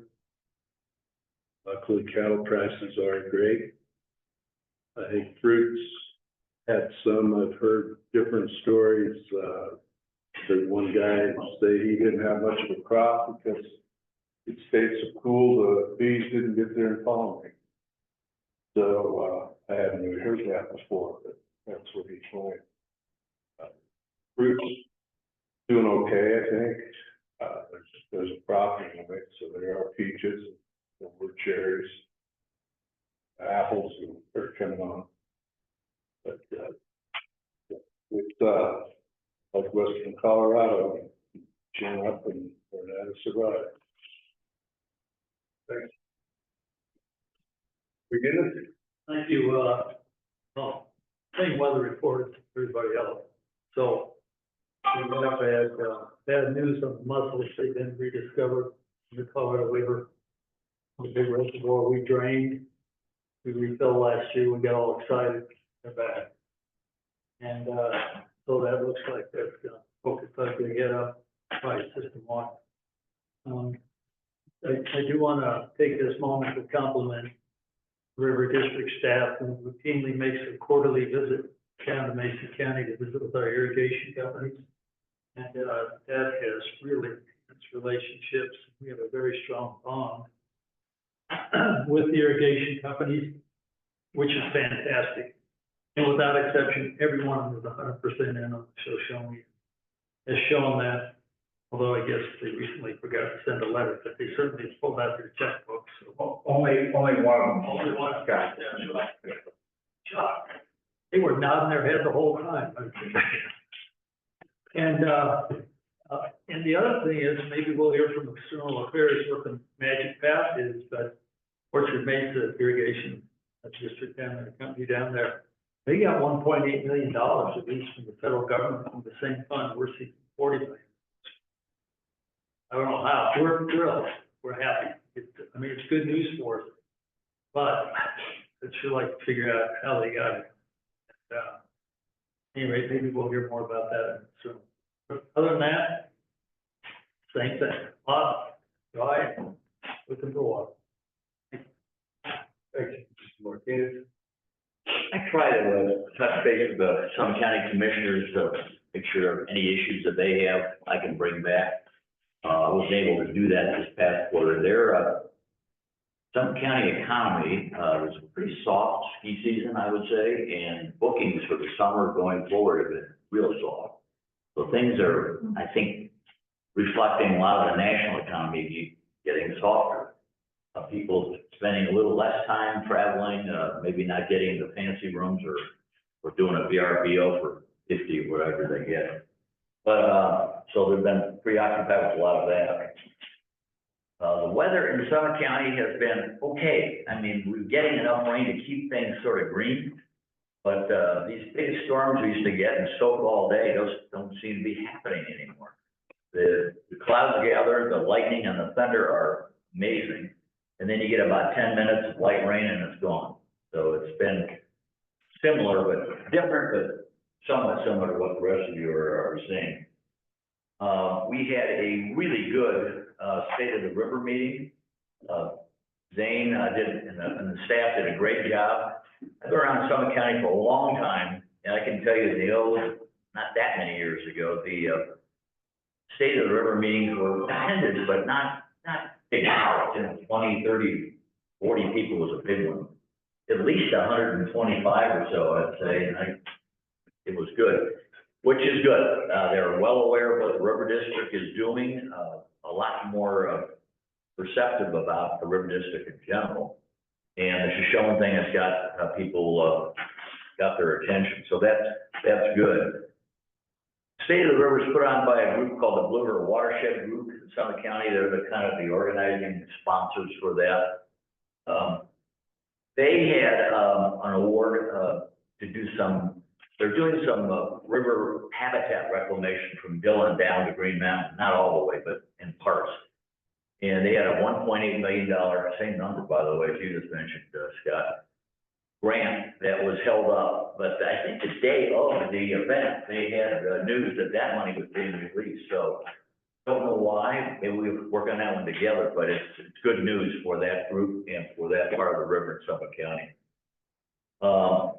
I understand that you had a discussion the other day earlier, or I should say on Monday, during the field trip with one of the guys that works on Dillon Reservoir. I haven't heard much about lake levels this year. You get a lot of arguments and a lot of concern on lake levels in Summit County, not because of the third, the fourth hay cut in or this or that, it's because of the boats, whether or not they can all float the way they're supposed to. So I haven't heard much, but we'll monitor that one. Other than that, I would say, things are going well. The commissioners will be interested in hearing about the latest in Shoshone. They do get the public packet, but I'm not sure they always read it. It's better to go on and try to visit with them, then you get into it. But also the Snake River issue will be of importance for them to talk a little bit more about. That's it. Thank you. Well, down in Padre Valley, in Montrose County, it's been blessed for a long time. Got storage, it's got good system. Water's cut back, we're probably running 70 or less. And it seems like for every 10% you get cut back, you put another 3 hours a day in to manage water, hour and a half in the morning, an hour and a half at night. But crop is making, historically, all the time I was growing up and even when I was working there, the 4th of July, we're going to make the crop. And we made it for 4th of July, so we should be good. Late season, watering back pastures and some of those kind of things, it's too early to say what we're definitely going to do. But right now, we're functioning. Seeing the newspaper, Black Canyon Fire is a big deal. Great deal. A lot of people concerned about it. It's getting a lot of attention. What worries me is that there are some fires where there are more people that may get more attention than that fire, or in the future. Had a couple of phone calls regarding that. But I don't know. Hard to keep the western slope down. It's like, okay, it's tough. Well, got to go back to the field. We got to go back to the mountain, I gotta go take care of the cows. So it's one of those things, I don't think we fixate on how bad it is, we just try to make something out of what we got. And, that's the reason I'm proud to be here. Western Colorado is a special place. We'll make it. I mean, we're all sure. We just don't know what it's gonna look like when we make it. You know, you're gonna have as much ground as you had before, or maybe not, but, you know, those kind of things. And it's, you know, we all got it. So Montrose County is right in there with the rest of you. This idea of getting county commissioners and all to start talking about Shoshone is a good thing. I think that's one of the things we need to do with county commissioners. So I'm sure that our staff, exemplary staff, is working on that right away. So, you know, here we go. Let's go find out. That's all I've got. Yeah. So I'm just sitting here listening to all the people saying how dry it is and how little water there is. Yesterday, we adopted a strategic plan, that said we're gonna be proactive, we're gonna be a trusted resource for purveyor of nitrogen. That's a goal. And with the tops in the Colorado River, it was at lower basin tops, there's gonna be very, very low inflows to south. And, I think, I'm making a proposal, I think we should, right now, the facts will get us done later by the state of the we need to, we have to hire a consultant. I think we should start right now studying the diversion records against the averages and say, what is the shortage in Doug Monger's country or Mark over there? How much earlier than normal do you have water? What does the diversion record show? The efficiency of water was, and so that we can be the ones that are putting out the message, yeah, there's low inflows into that valley, and we took 40% cuts in water use in the information. And I think the diversion records are important, Director Gray, and I think we can get on that. I think we will also try to access, some use records, this tool that, Hannah Holm was talking about, OpenET. There's some concern about it among some irrigators, but frankly, it's a really good tool if it's used for the right purposes to determine what the reduction in some use is. Yeah, if that's available, let's do it. That's exactly the question that we have within our irrigation needs survey. How much acre feet or CFS or whatever their unit of measurement is, are you short on an average? How much are you short on a regular year? Because everybody says they're short, 100%, even on a good year. Yeah. But then how much are you short during a drought year? And that's a specific question. And they're afraid to even answer that question, knowing that that might be picked up to the next federal elevation. And that might be used against them for some federal program, idle ground, saying, well, see, they're short so much so often. Why don't we just pay them to idle their ground and just not divert? There's conspiracy theories that you can't have because of what's happened in the past. There is, but that goes back to what several of us have said on the reports. There's so much uncertainty, there's so many things, that what you do is you put your boots on and do the best you can. I agree. Mm-hmm.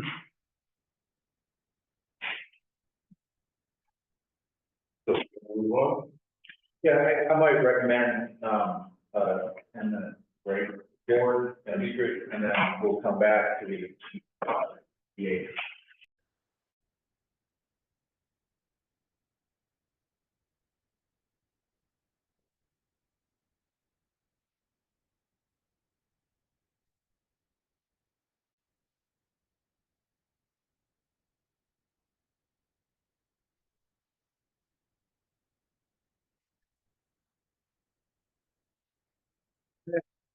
Thank you all. We're going to give an INO update, followed by some others, but quick reminder, I'm Matt Nabusi, the Communications Director. I'm joined by Vince Brady. And I want to extend a quick thank you to this whole group, start off for the time and attendance here and at the board tour on Monday. I know that requires some Sunday travel for most, and and a lot of time, and, also thanks to our staff, who they helped, gather Lindsay, Amy, Brendan, help make connections with our partners at Denver and Northern and Bureau and others. Were very helpful in getting that whole thing organized, and just wanted to say thank you all for doing that and paying attention. Good job, thanks. And do want to also thank, I know Matt needs to, Haley, Stephanie, and our admin team. No one would have eaten, no one would have had anything to drink, and we wouldn't probably have had a bus.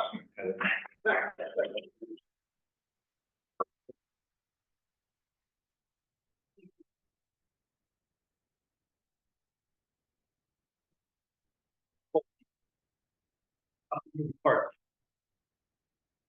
Guess you're getting news stories from.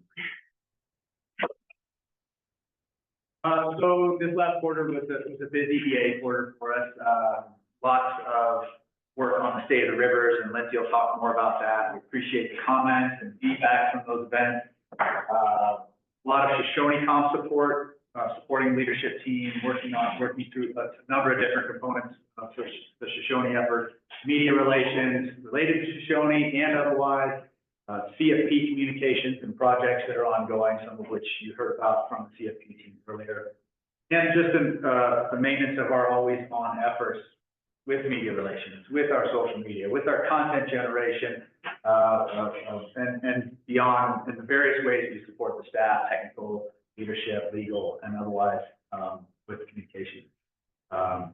One of the things I wanted to touch on is included in your memo, but we did do a slight change and update to our team structure that just helps support a more robust EA team effort at the district. We have Amy's new role as Chief of Strategy at the River District, and she's providing much more oversight to the EA team, and it provides a balanced structure the way that the organization is designed, and we've aligned Lindsay's title as Deputy Director of Communications, and that doesn't create a tremendous amount of change for how we do anything, but it does create a little better alignment and a broader support for the EA team, whose role is broad and gets broader at times. So it's been helpful already. On Shoshone, we spent a lot of effort doing strategic support for legal, for leadership, taking directive from leadership and playing an in-service role to the various needs of that effort, including the big push around the CWCB meeting in May for talking points, helping with our guest speakers, aligning everybody. So we showed up at those meetings in pretty well in lockstep. Lots of campaign language updates, stakeholder messaging, multiple ways of media interest that Lindsay will talk about. And then really working hard to make sure our messaging is clear and aligned with the leadership and tech teams. And again, thank you, because that's a real collaborative effort that the EA team really looks for close direction from leadership and tech. For CFP, we heard a little bit about CFP, and that's continued to be a focus. It's included in our 2025 EA strategy as a focus point. We've continue to push messaging about that to create awareness and drive ongoing storytelling about the program successes. The News Drop has a CFP corner that we stood up early this year that continues to get good feedback. People mention it to us when we see them out at events. And we're working hard on driving forward as that program approaches its 5-year mark. How it's been successful in a variety of ways it does its work. We're also working to create another film about CFP that's underway already. We started filming a couple months ago. We're in the Upper Gunnison Basin, working closely with water users up there and doing some storytelling about projects around water and how incremental improvements ladder up to big changes. Also working to update some of those materials around CFP and across the board so that we have good, potent alignment on messaging across our materials. So more to come on that. You'll see some of those materials come to life as we roll through the second half of this year and get close to our seminar and beyond. A lot of action for the EA team. We are still serving a broad role, and we do that. And we welcome feedback as we see materials out there in the wild and at our events, and we listen closely to the direction here. We're also working with already, and have been for some time, as we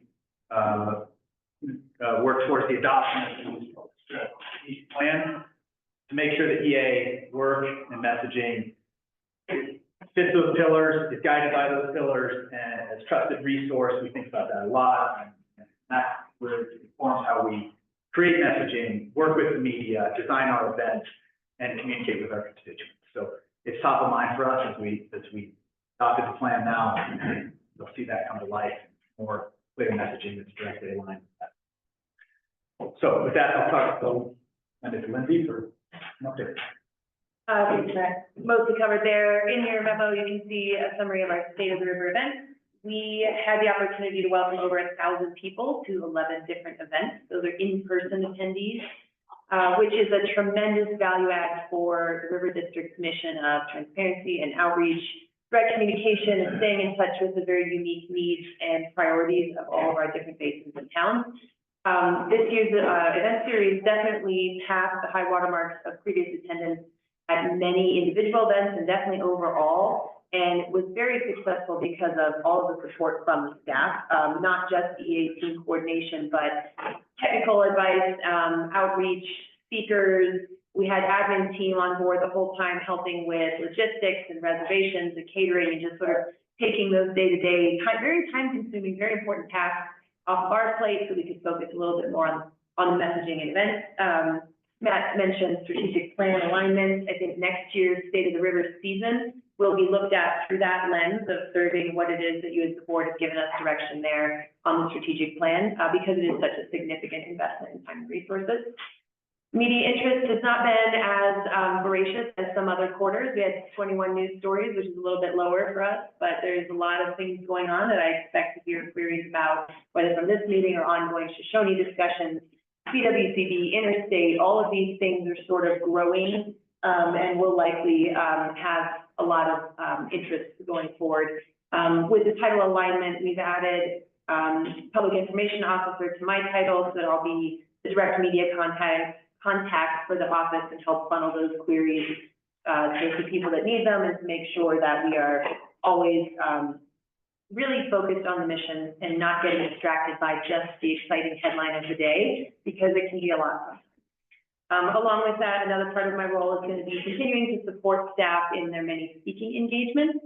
We talk about being an expert voice, but our office is full of expert voices that get invited out to many different locations throughout the state and the basin, definitely within our district. So I'll continue to play a supporting role, whether it's through material production or just helping craft talking points or whatever that looks like, because we want to make sure that everyone who's carrying a heavy load is being supported in the way that they need there from an outreach perspective. So I think that's about it. Just want to mention for the board's information, part of Lindsay's title is not just Deputy Director of Communications, but she's also our Public Information Officer. So primary contact with the press, if you have questions, concerns, inquiries from the press, we would appreciate you following it through Lindsay. She's very responsive and very good. October 3rd, annual seminar, more to come. Any questions?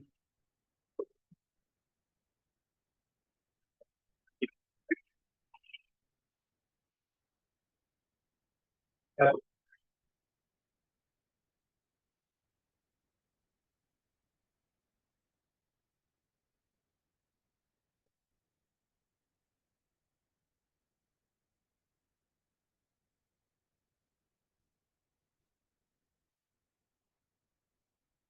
Good morning. Start with our state affairs update for the quarter. In your in your package is a memo kind of providing a postmortem on the 2025 legislative session. It was a busy session, but I've been around long enough now to remember what it was like when we didn't have one party control over both branches of both chambers and the executive branch. And back then, things moved slower because just the check slowed things down. And this year was the first year that we had that was reminiscent of those years, and it was because of the budget. $1.2 billion budget shortfall really slowed things down and took a lot of projects and legislative priorities off the table. The forecast for the coming year is another year of the same. I think the June forecast estimates that, best case, we'll be dealing with $750 million shortfall. And so I expect next year, there's not going to be a lot of room for new programs or new ideas. It's going to be a lot of cutting of things. And one thing that I guess was saving grace this year was some of the cash funds and the legislature, and President Catlin can speak to this, but legislature was able to, dive into some of those cash funds and not cut a lot of programmatic expenses within the budget. I expect next year that will not be the case. It's going to be a bit of a bloodbath down there. And we'll be continuing to obviously monitor most of our water priorities. We'll be continuing to work with the legislature to advocate for funding of Shoshone at the federal level. There's plenty to do, but it will be a slower session by virtue of the budget cuts that we're expecting to see again next year. So I'm happy to answer any questions on the bills that are highlighted in your memo. I will speak to the Water Resources and Agricultural Review Committee, which is underway. It's scheduled its series of interim session hearings. Not a ton. I expect at the next meeting, which will be held in conjunction with the Water Congress summer seminar in Steamboat Springs, there will be a discussion of Colorado River issues. I expect that we'll probably hear from our interstate team at CWCB, but there will be also a significant discussion of what resources are available, if any, to help address the aquatic invasive species issues that we're seeing on the main stem with the identification of adult zebra mussels in eagle cattle. So that will occupy a good amount of the air in the room at the next interim committee meeting. For those that, and I know we have stayed out of the wolf issue because it's not a water issue, but for those that are interested, Tom Harrington, immediate past president of the Colorado County Association, gave a testimony at the committee meeting on June 30th in Denver. Possibly the best testimony I've heard in my career. Really just excellent navigation of the issue, the impacts of productive agriculture and ranchers on the Western Slope. But I would encourage those that are interested to go back and listen to that testimony, because it accurately identifies the complexity of the issue for agricultural producers in the West Slope. All of them are so with that, happy to answer any questions. Yeah. I got a couple. I'll try to keep it summarized though. ANS, I believe the Ample-White Grade is going to have a conversation at their next Basin Roundtable meeting about that. So they're having that conversation. We've been concluding that conversation with Colorado Parks and Wildlife on the White River, because the White River continues to have 0 inspection stations. And that puts us at a high risk. Is that why Avery and Meadow are empty and Rio Blanco Lake, you can't get to it is the way it is now? I don't know, but we've got tinfoil hats going, from folks. They're speculating what's going on there, because you only got Kenny Reservoir. And do they really care about Kenny Reservoir? I don't know. Honestly, I don't know if they really do. But we do know that they are there. But I think pressing the state and maybe potentially bringing in the state, having additional dialogue either through York or River District avenues, or even bringing them here, because all the constituencies are not protected. I see different programs in various states, and Colorado's kind of the one that I see is a little bit odd. But I just want them to understand that we've got inherent risk here that they're not getting better. And the program needs an amendment of some sort to make it function. And whether the state comes in with a federal program across the US, which I really don't like more regulations, I don't know if that's something that's just got to be done. So,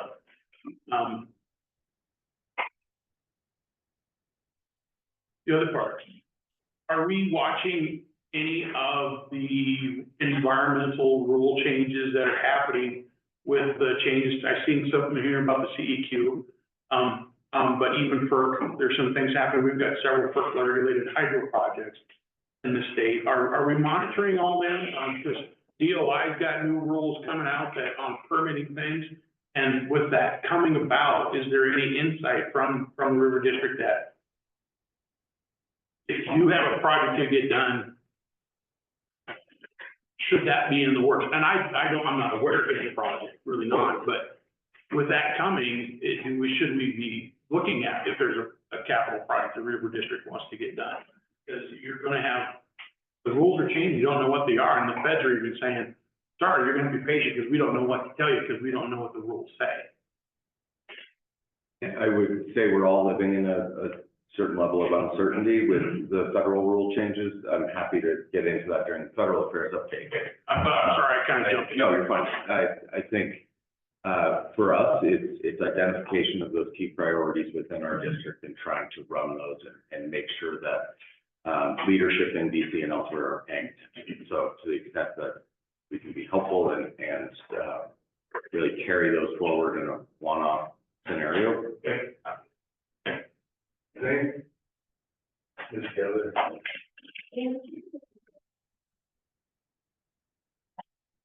I would be, yeah.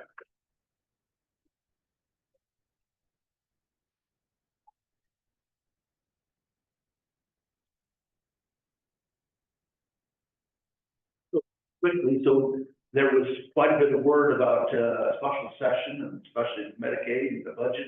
Yeah. The budget that they passed, I don't think they can meet now and the rest. So what do you hear about that? I'm hearing it's likely. I think it'll be focused primarily on K through 12 and some of those permanent obligations, Medicaid, where you're right there. I don't think the budget that passes is going to be sufficient. So the focus of that will likely be cutting where they can. And I don't know, President Calhoun. So we'll know more when we know more. Yeah. Okay. Not a lot of talk other than, hey, it's likely they're going to. Yeah, okay, thank you. Mr. Cole. This may be more of a question for you, Senator Kevin, than for Jane, but I've had constituents ask me with the increased property values, why is there a budget shortfall? And why isn't there more money? Because we feel like our property taxes have gone up significantly. The average is 97% rate in property taxes. So I'm just wondering, Senator, if there's any talk at all about Canada or how to afford more of the windfall from high property values to our constituents and to the state in general. Well, in relationship to Tabor, it's mainly about the state that can go or raise tax by growth times inflation, and so that puts a limit on us. Local property taxes, are you seeing more money coming? Well, our constituents think they're paying more money. We did have more money this year. I'm just wondering what do I say to them about why Tabor exists and why, we can't make some changes around it? Well, Tabor was voted in by the people, and I would imagine if they want to change it, they'd have to run to change it at the state level. Mm-hmm. And, we continue to hear that Tabor is what's stopping it. But Tabor is one of the reasons people like Colorado. Yeah. There's a chance to vote on raising your taxes. It makes us have a balanced budget. And people do get refunds we probably won't get much refund in the next couple of years, but we've gotten numerous refunds in the past. Yeah. You know, I guess that, you know, in my mind, it's people's money.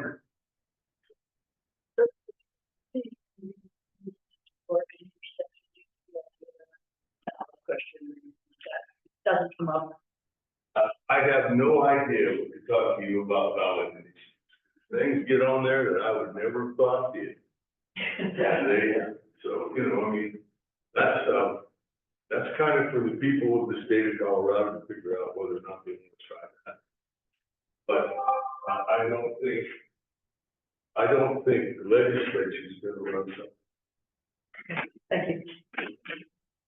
Last thing I'll note, that is likely to occupy a lot of the oxygen in the room, at least. Did you say that again? Yeah, the last thing I'll note on state affairs, there's a legislative proposal that's likely to take up a lot of oxygen in the room, is the stream access work and trying to find a legislative solution to the longstanding attempts to codify right to passage on navigable waters.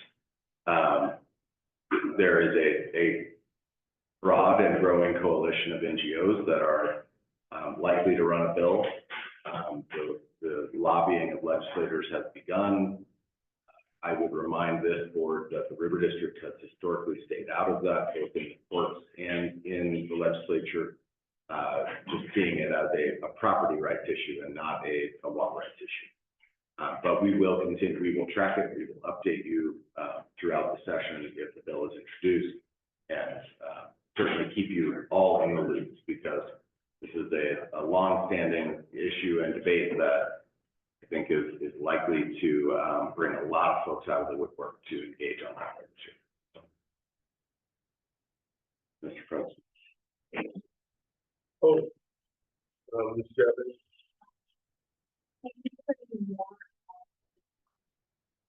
And that's mostly for the division of, the outdoor recreation. I have not. That idea was out there and obviously ruffled some feathers at the end of the session. I was on, thank God, I was on parental leave at the time. I have not heard a lot of rumblings, and we certainly haven't seen any new draft language. If you or the board would like, we're happy to reach out to PTWA and record documents about where we're at. Try to figure out what they're. Thank you, Sean. Just real briefly, so on the navigable waters, what they're attempting to do this year is expanding.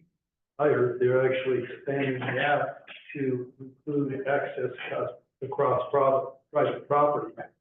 Not necessarily to boat on the waters, but if they want to fish or enjoy the river. Hunting and fishing as well is at least there are members of that coalition that are advocating for waiving privileges for hunting and fishing.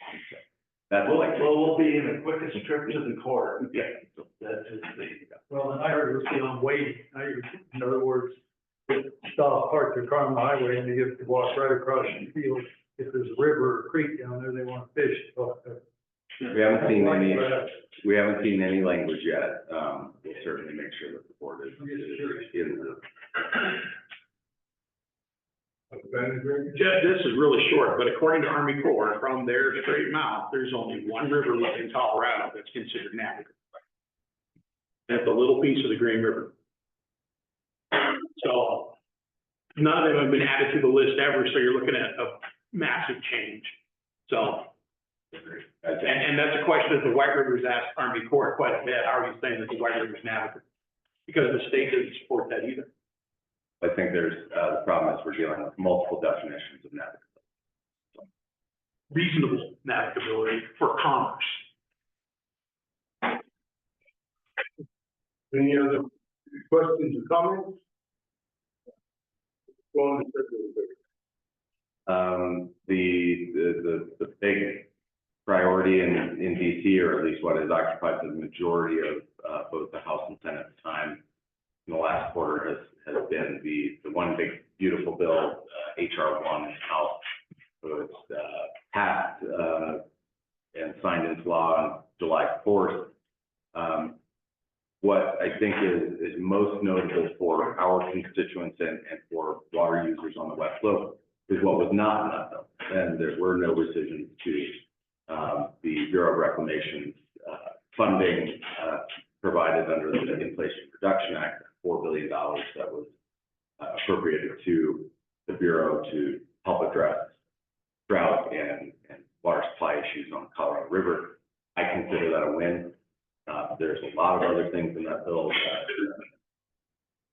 I'll talk about today, but I think we definitely dodged a bullet there by our work through the Family Farm Alliance, through the National Water Resources Association, and others that were successful in advocating with committee staff and others to protect those funds, including, I would note, the $40 million for SHONA. It comes from that $4 billion that was appropriated to the Bureau.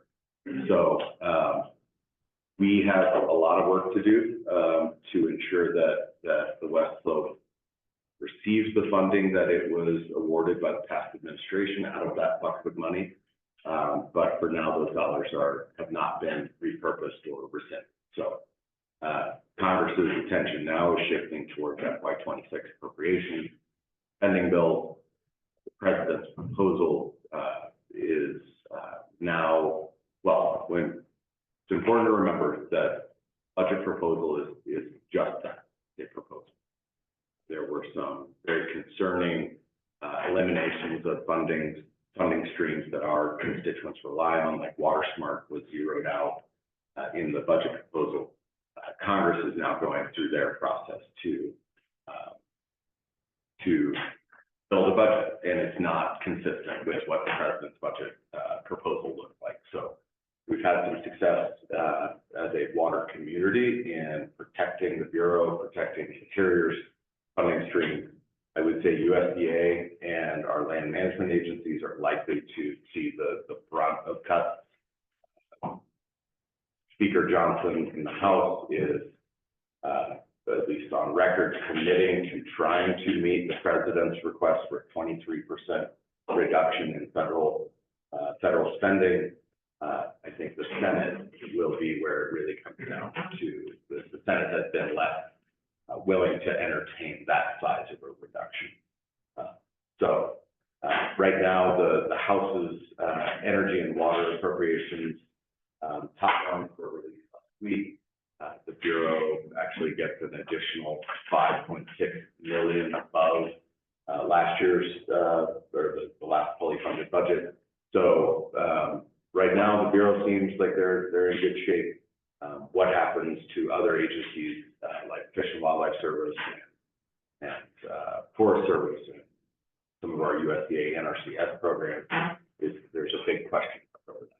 But we'll continue to engage with our agencies through our contractors in DC and with our delegation to make sure that we're doing everything possible to protect those agencies that are our partners on West Slope water issues. I have a question. Can you give us any update on the nominee for the Bureau of Reclamation? Yeah, that was on my list of moving down. You know, we did finally see Ted Cook, former general manager of the Central Arizona Project, nominated as Reclamation Commissioner.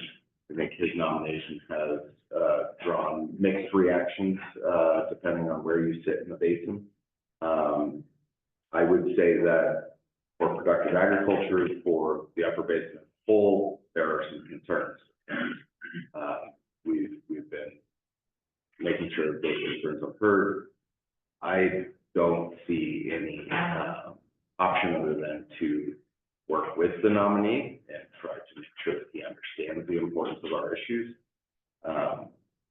In saying that, I don't see any movement in either, well, in the Senate to freeze this nomination. It's just not likely. So, you know, we've worked well with Cap on certain issues over the years, and we have avenues to continue working with him. And I would just say we're also very lucky to have some of the career staffers at Reclamation that we've spent years, developing relationships with. Well, yes, there's some concerns, we're gonna work with them.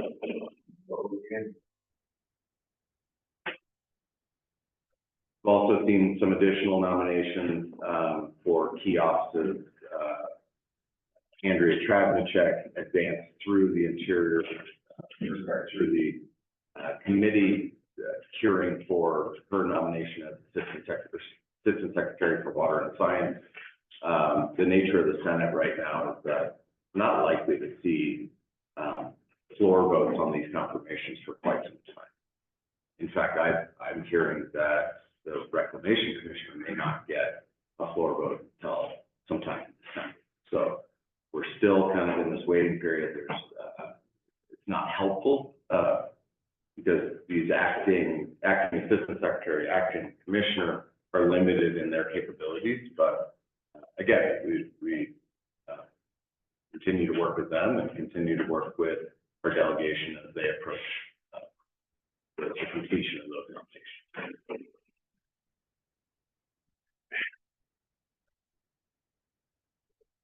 Well, just one more question. So, I mean, the water world was successful in getting some more money put into the coffer to help the water world. Any threats to that? I mean, that was a valid past thing, so I really don't think they can't grab any of that, can they?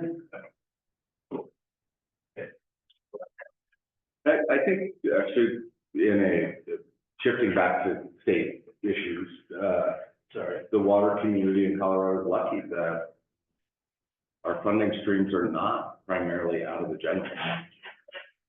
The project bill is zero general fund dollars. That's our biggest vehicle every year for water projects funding. Proposition DB, Proposition JJ, and those additional revenue streams that are coming from sports betting are also protected in some shape or form. So they are having a special session or a special group meeting with severance tax? Is that correct?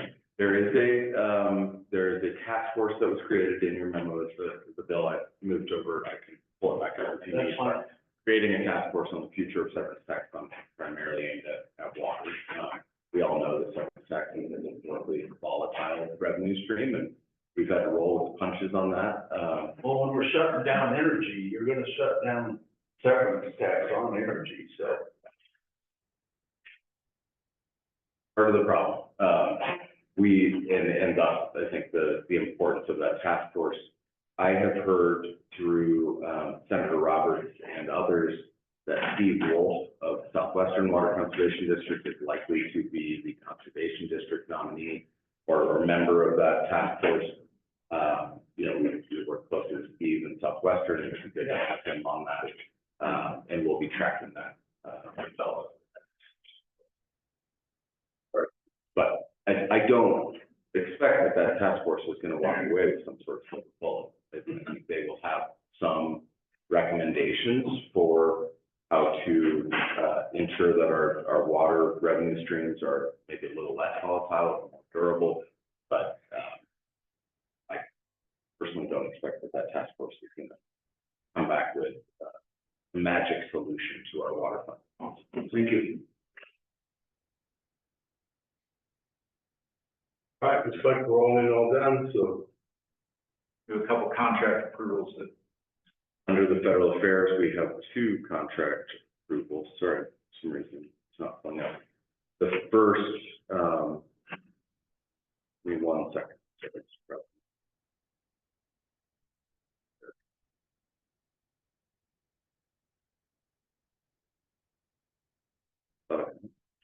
The first, for your review, we have 2 contracts that are have been under for the last year under the general manager's authority. They're not high ticket contracts, but they are for our federal affairs contractors in DC. One for the first that I'll bring is for John Bezdek, counsel at Water and Power Law. John is a great member of our policy team. He's done good work for us. But given that we're up against and we've passed the end of that contract termination date, willing to bring it to you. The request is for the board to authorize general manager to enter into a one-year contract not to exceed $60,000 for Mr. Bezdek's counsel and the work that he does for us on our federal affairs work. And I can just say, Zane, myself, and Amy work very closely with Mr. Bezdek. And I don't want him to hear this, but we're getting our money's worth out of him. Is important, and he's doing a good job.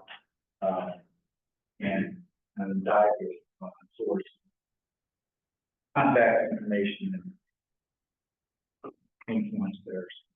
Really would highly recommend.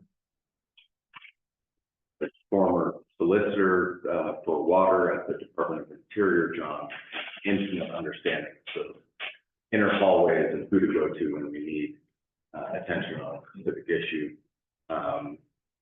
John's legal advice has proved very valuable over the last year. I would very much like to continue that here. Mr. Munger moves staff recommendation. Second, Grover. All of those in favor, please say aye. Aye. All those opposed, please say no. Motion passes. Second contract approval is for the Ferguson Group. This is another firm we've used. It's a smaller contract, but the request is that the board authorize us to authorize the general manager to enter into a one-year contract not to exceed $36,000. Ferguson Group is a federal lobbying firm. They do more of the government relations side, help organize our trips, provide frequent reporting on both just the nature of the playing field in DC. The Ferguson Group has been retained specifically on Shoshone and has been very helpful with, again, navigating the federal landscape as it relates to that project. But their services extend beyond that. For the policy team, they provide valuable reporting. They help me stay apprised of the day-to-day activities on Capitol Hill.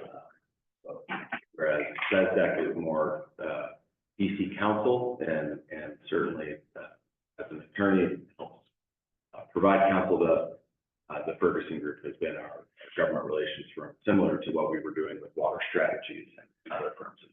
So the request is that we extend or enter into a new contract with them for the next year, not to exceed $36,000. Do we need a motion? I'll move that. Chadwick makes the motion. Second, Grover. All those in favor, please say aye. Aye. All those opposed. Motion passed. Thank you.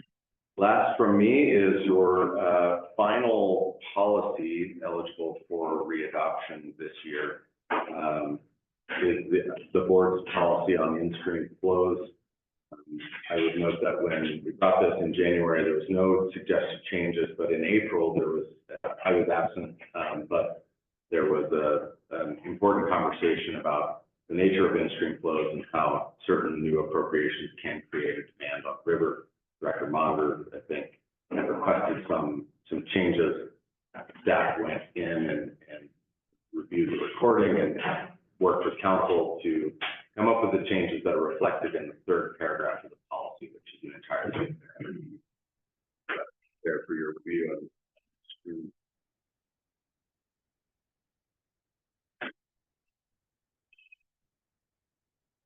Hey, Mr. Munger. So, since I raised the ruckus, I would move that we, approve the change. The policy. Chairman Henry second. All those in favor? Say aye. All those opposed. Motion carries. Thank you all very much. Last thing I'll note, I think you're all aware that my wife Lucy and I welcomed a big girl into the world in April. I took a few weeks off in April upon her arrival. I'll be taking the rest of my parental leave for the next month or so. I'll be off radar. Andy and Amy will be available to assist if there's any policy questions or any government relations related matters. Andy and Amy are your go-to for the next month. Congratulations. Thank you.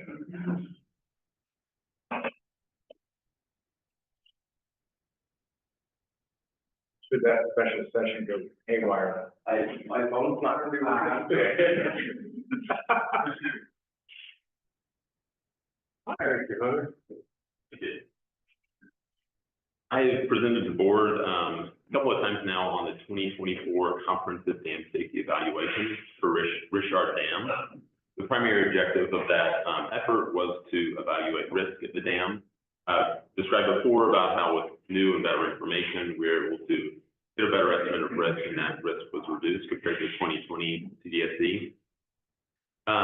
So that was the primary intent of that effort, but that report also includes recommendations to reduce or better understand risks posed by the dam. We've been working on those. We've completed several of them, but one of the big ones that we haven't checked off the list yet is a recommendation to commission an alternatives analysis. So this is an effort, it starts by brainstorming a long list of different ways that you could reduce risk at the dam. We then take that long list, we screen it down to a more feasible, shorter list of modification alternatives. And then we use a framework to evaluate those alternatives. We look at costs, we look at constructability, we look at what permitting would look like. And then importantly, we also consider the effectiveness on risk reduction. So we're going to be, the recommendation is to commission this alternatives analysis. We wanted to get competitive bids, so we sent out an RFP, a request for proposals, to 6 different engineering firms. We heard back, got proposals from 2 different firms. One was actually a partnership between W.W. Wheeler and Associates and Schnabel, which is a much larger firm. We've worked with Wheeler in the past. We hadn't worked with Schnabel, but they're a well-respected firm.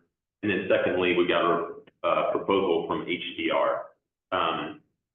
We are recommending that we go with HDR for a few different reasons. The most obvious one is cost. HDR's proposal comes to about $294,000 as compared to the Wheeler-Schnabel proposal was for about $554,000. So the proposal by HDR is almost half of the other proposal. So that's a big plus. Another factor in our recommendation is continuity. So HDR has been working with us since 2020. They actually facilitated that 2020 CDSC, and then they were our primary consultant as we worked through the 2020 recommendations. I think by then with some cost, it costs a lot of money to get a team of engineers up to speed on Wolford. We've done a lot of work. We've got a lot of data. We've got a lot of reports. It just takes time and money to pay somebody to get educated so that they can have an informed opinion on the dam. So that's always plays into their cost. They also had just a good proposal. Both proposals were good, but they had a really well thought out technical approach, schedule, their deliverables are really clear. So that's our request, that we go into a contract with HDR Engineering for a not to exceed amount of $294,184. The memo says 185. So 85. I just have a question, Hunter. I probably should know this, but with Denver being half owner, do we have to run these proposals by there, or is it the sole decision maker if they're on the part of it? I'm not sure we, but I can't say that we work with them. We meet every other week. We analyze these. They share their framework for how to evaluate these. So we've got their buy-in. We're on the same page. They also want to go with HDR. As far as what our requirements are, I'd like to defer to Peter on that one. Good, thank you. Ms. Chavez? Like an auditor, it's sometimes good to switch up who that consultant might be, like would that be something in future years, or? Yeah, we've done that before. So ASOM did a lot of work for us, and then we try to find opportunities to pull in other consultants. So we went over to HDR. They've done a lot of work for us. with Wheeler. They're gonna be doing some other, work on some of these recommendations. So we try to keep engineers engaged so that we can do this. But it's sort of this balance of you don't want to just keep paying to educate people, but you also want to keep things competitive. So we do keep that in mind. We try to make sure things are competitive and give other firms a fair shot at it. Does that answer your question? Okay. Also, I forgot to mention one point that I think is important. So the primary point of this is to have a list of options on the shelf, so that if something about the dam performance necessitates a modification, we save ourselves a lot of time and we can implement something quickly. This is also going to look at modification alternatives that we could do essentially immediately. So if we find some modification alternative that's cost effective, reduces risk, and makes sense, it's possible that we will come back to you and recommend undertaking that.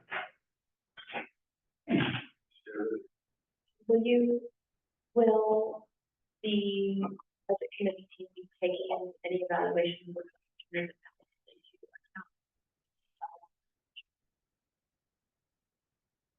Those proposals to be ready? Yeah, well, I think that's a good recommendation and something that I can check in with Ian on to make sure we're on the same page. Just to be clear, it's, Greg Chavez, I think, it is the enterprise. Right. That we fund. Correct. And we do have significant reserves, in the enterprise funds that are not in a reserve account for Wolford, but they are available for that, and really, primary.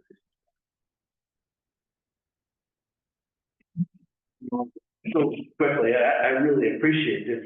At a certain point in time, it's kind of like, wow, go out there and find what problems that you're having, alternative analysis and the rest.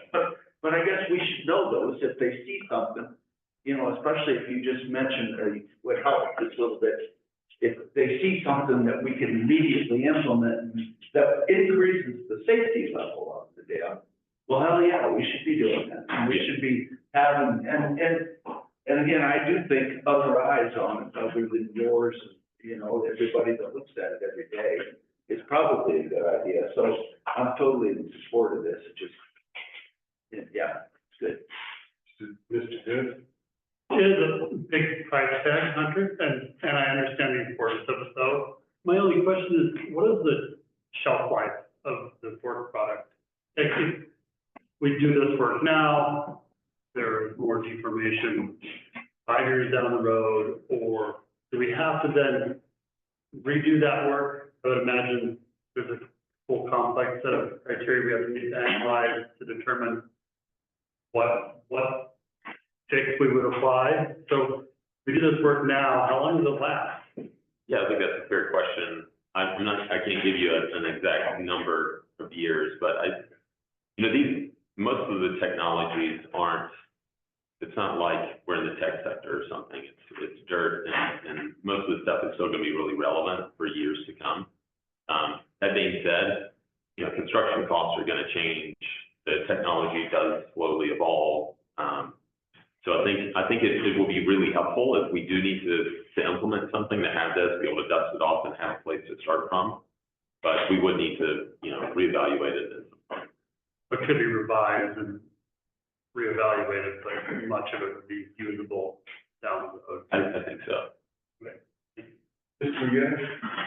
Hey, Mr. Chairman, do we have an in-house estimate of what we thought this is gonna cost? So we can, where do we come in? What do we think these bids are gonna come in? We did not perform an in-house estimate. If you get too big a difference between bids, you might say it's too good to be true, so you're confident that the difference between 294 and 554, two capable engineering firms, you can explain that? Yeah, I feel good about it in part because HDR is so familiar. I guarantee you their engineers already have a list of alternatives in their head. I think if it was an engineering firm that wasn't as familiar and they came at as much, I would have more concerns around that, but HDR was very familiar with the dam. we have a really clear path forward on how to make this happen.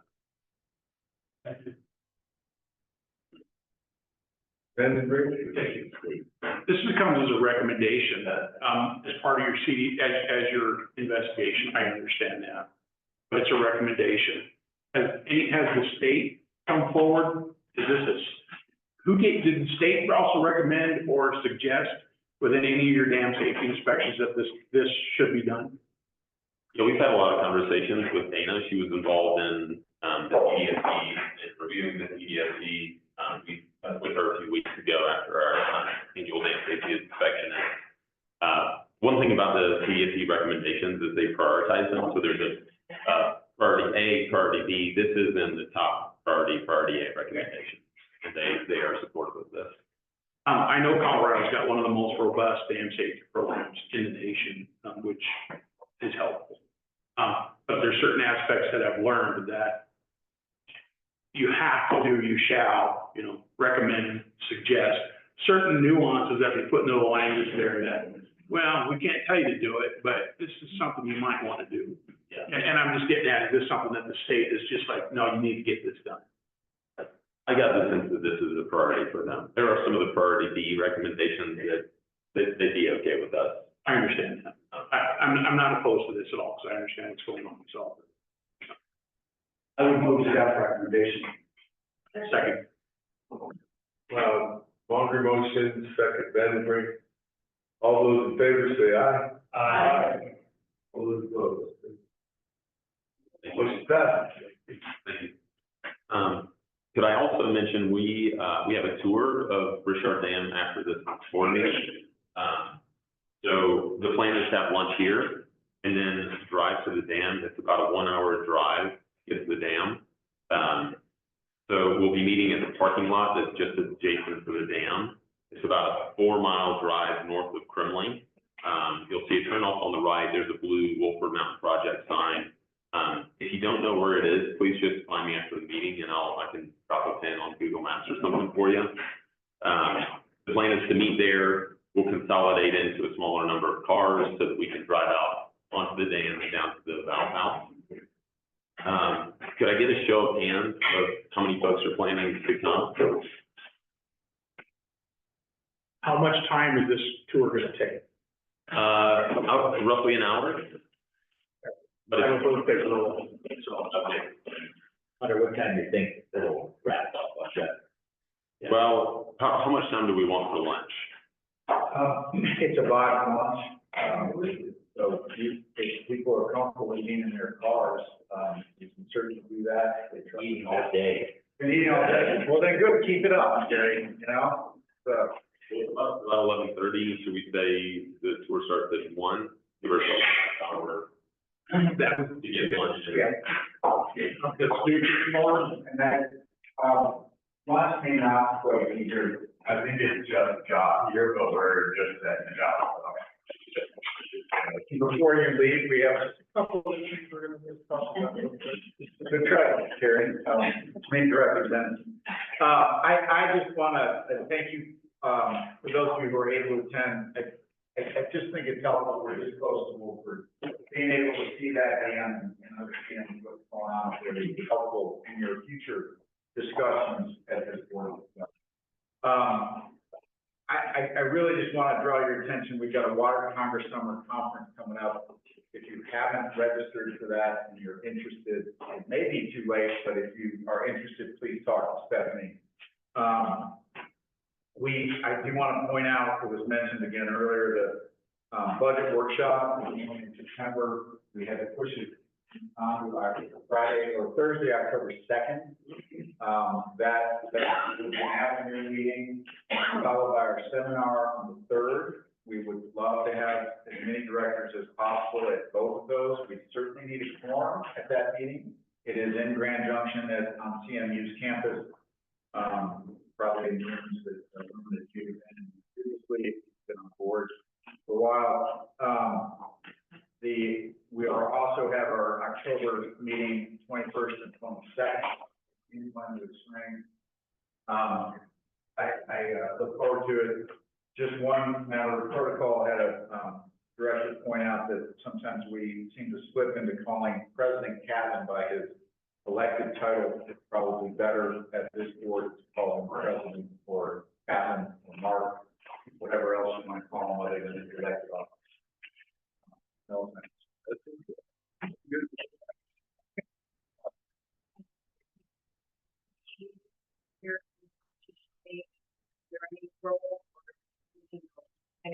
we're gonna use.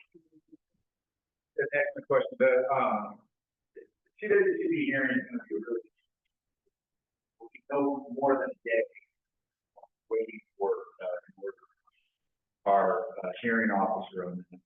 Most likely will be no more than a day. They said it would be no more than a day before 40 parties file for party status. It is a pretty good example of why the CWCD board is not the appropriate board to determine historical use.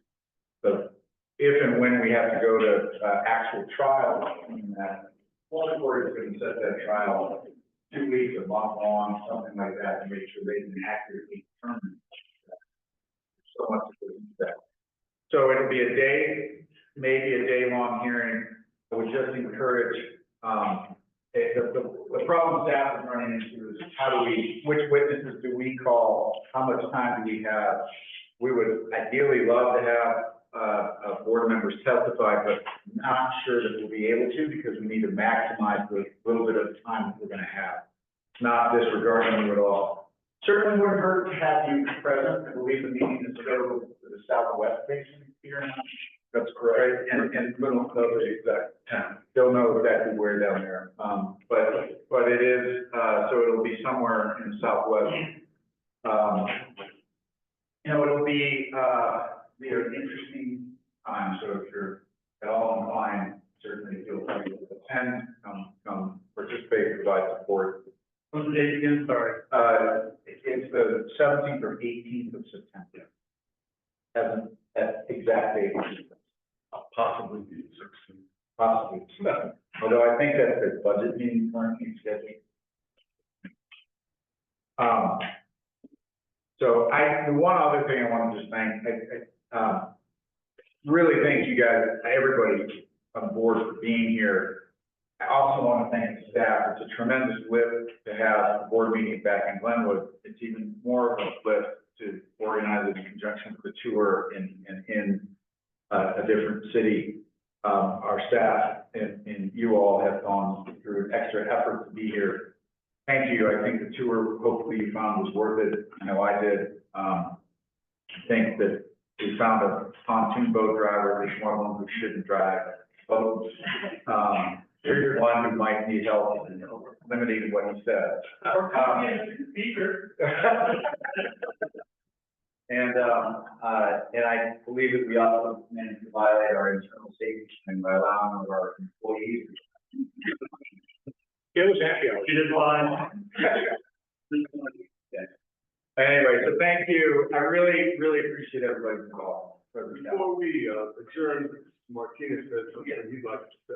Just a quick apology. When I did my update on some county stuff earlier, I gave Zane some credit, and he deserves credit. He did a great job at our State of the River meeting. But I apologize to Matt and Lindsay. It was your efforts, and I know that. I want the board to know that, but I know it was your efforts that made that a successful event. So thank you.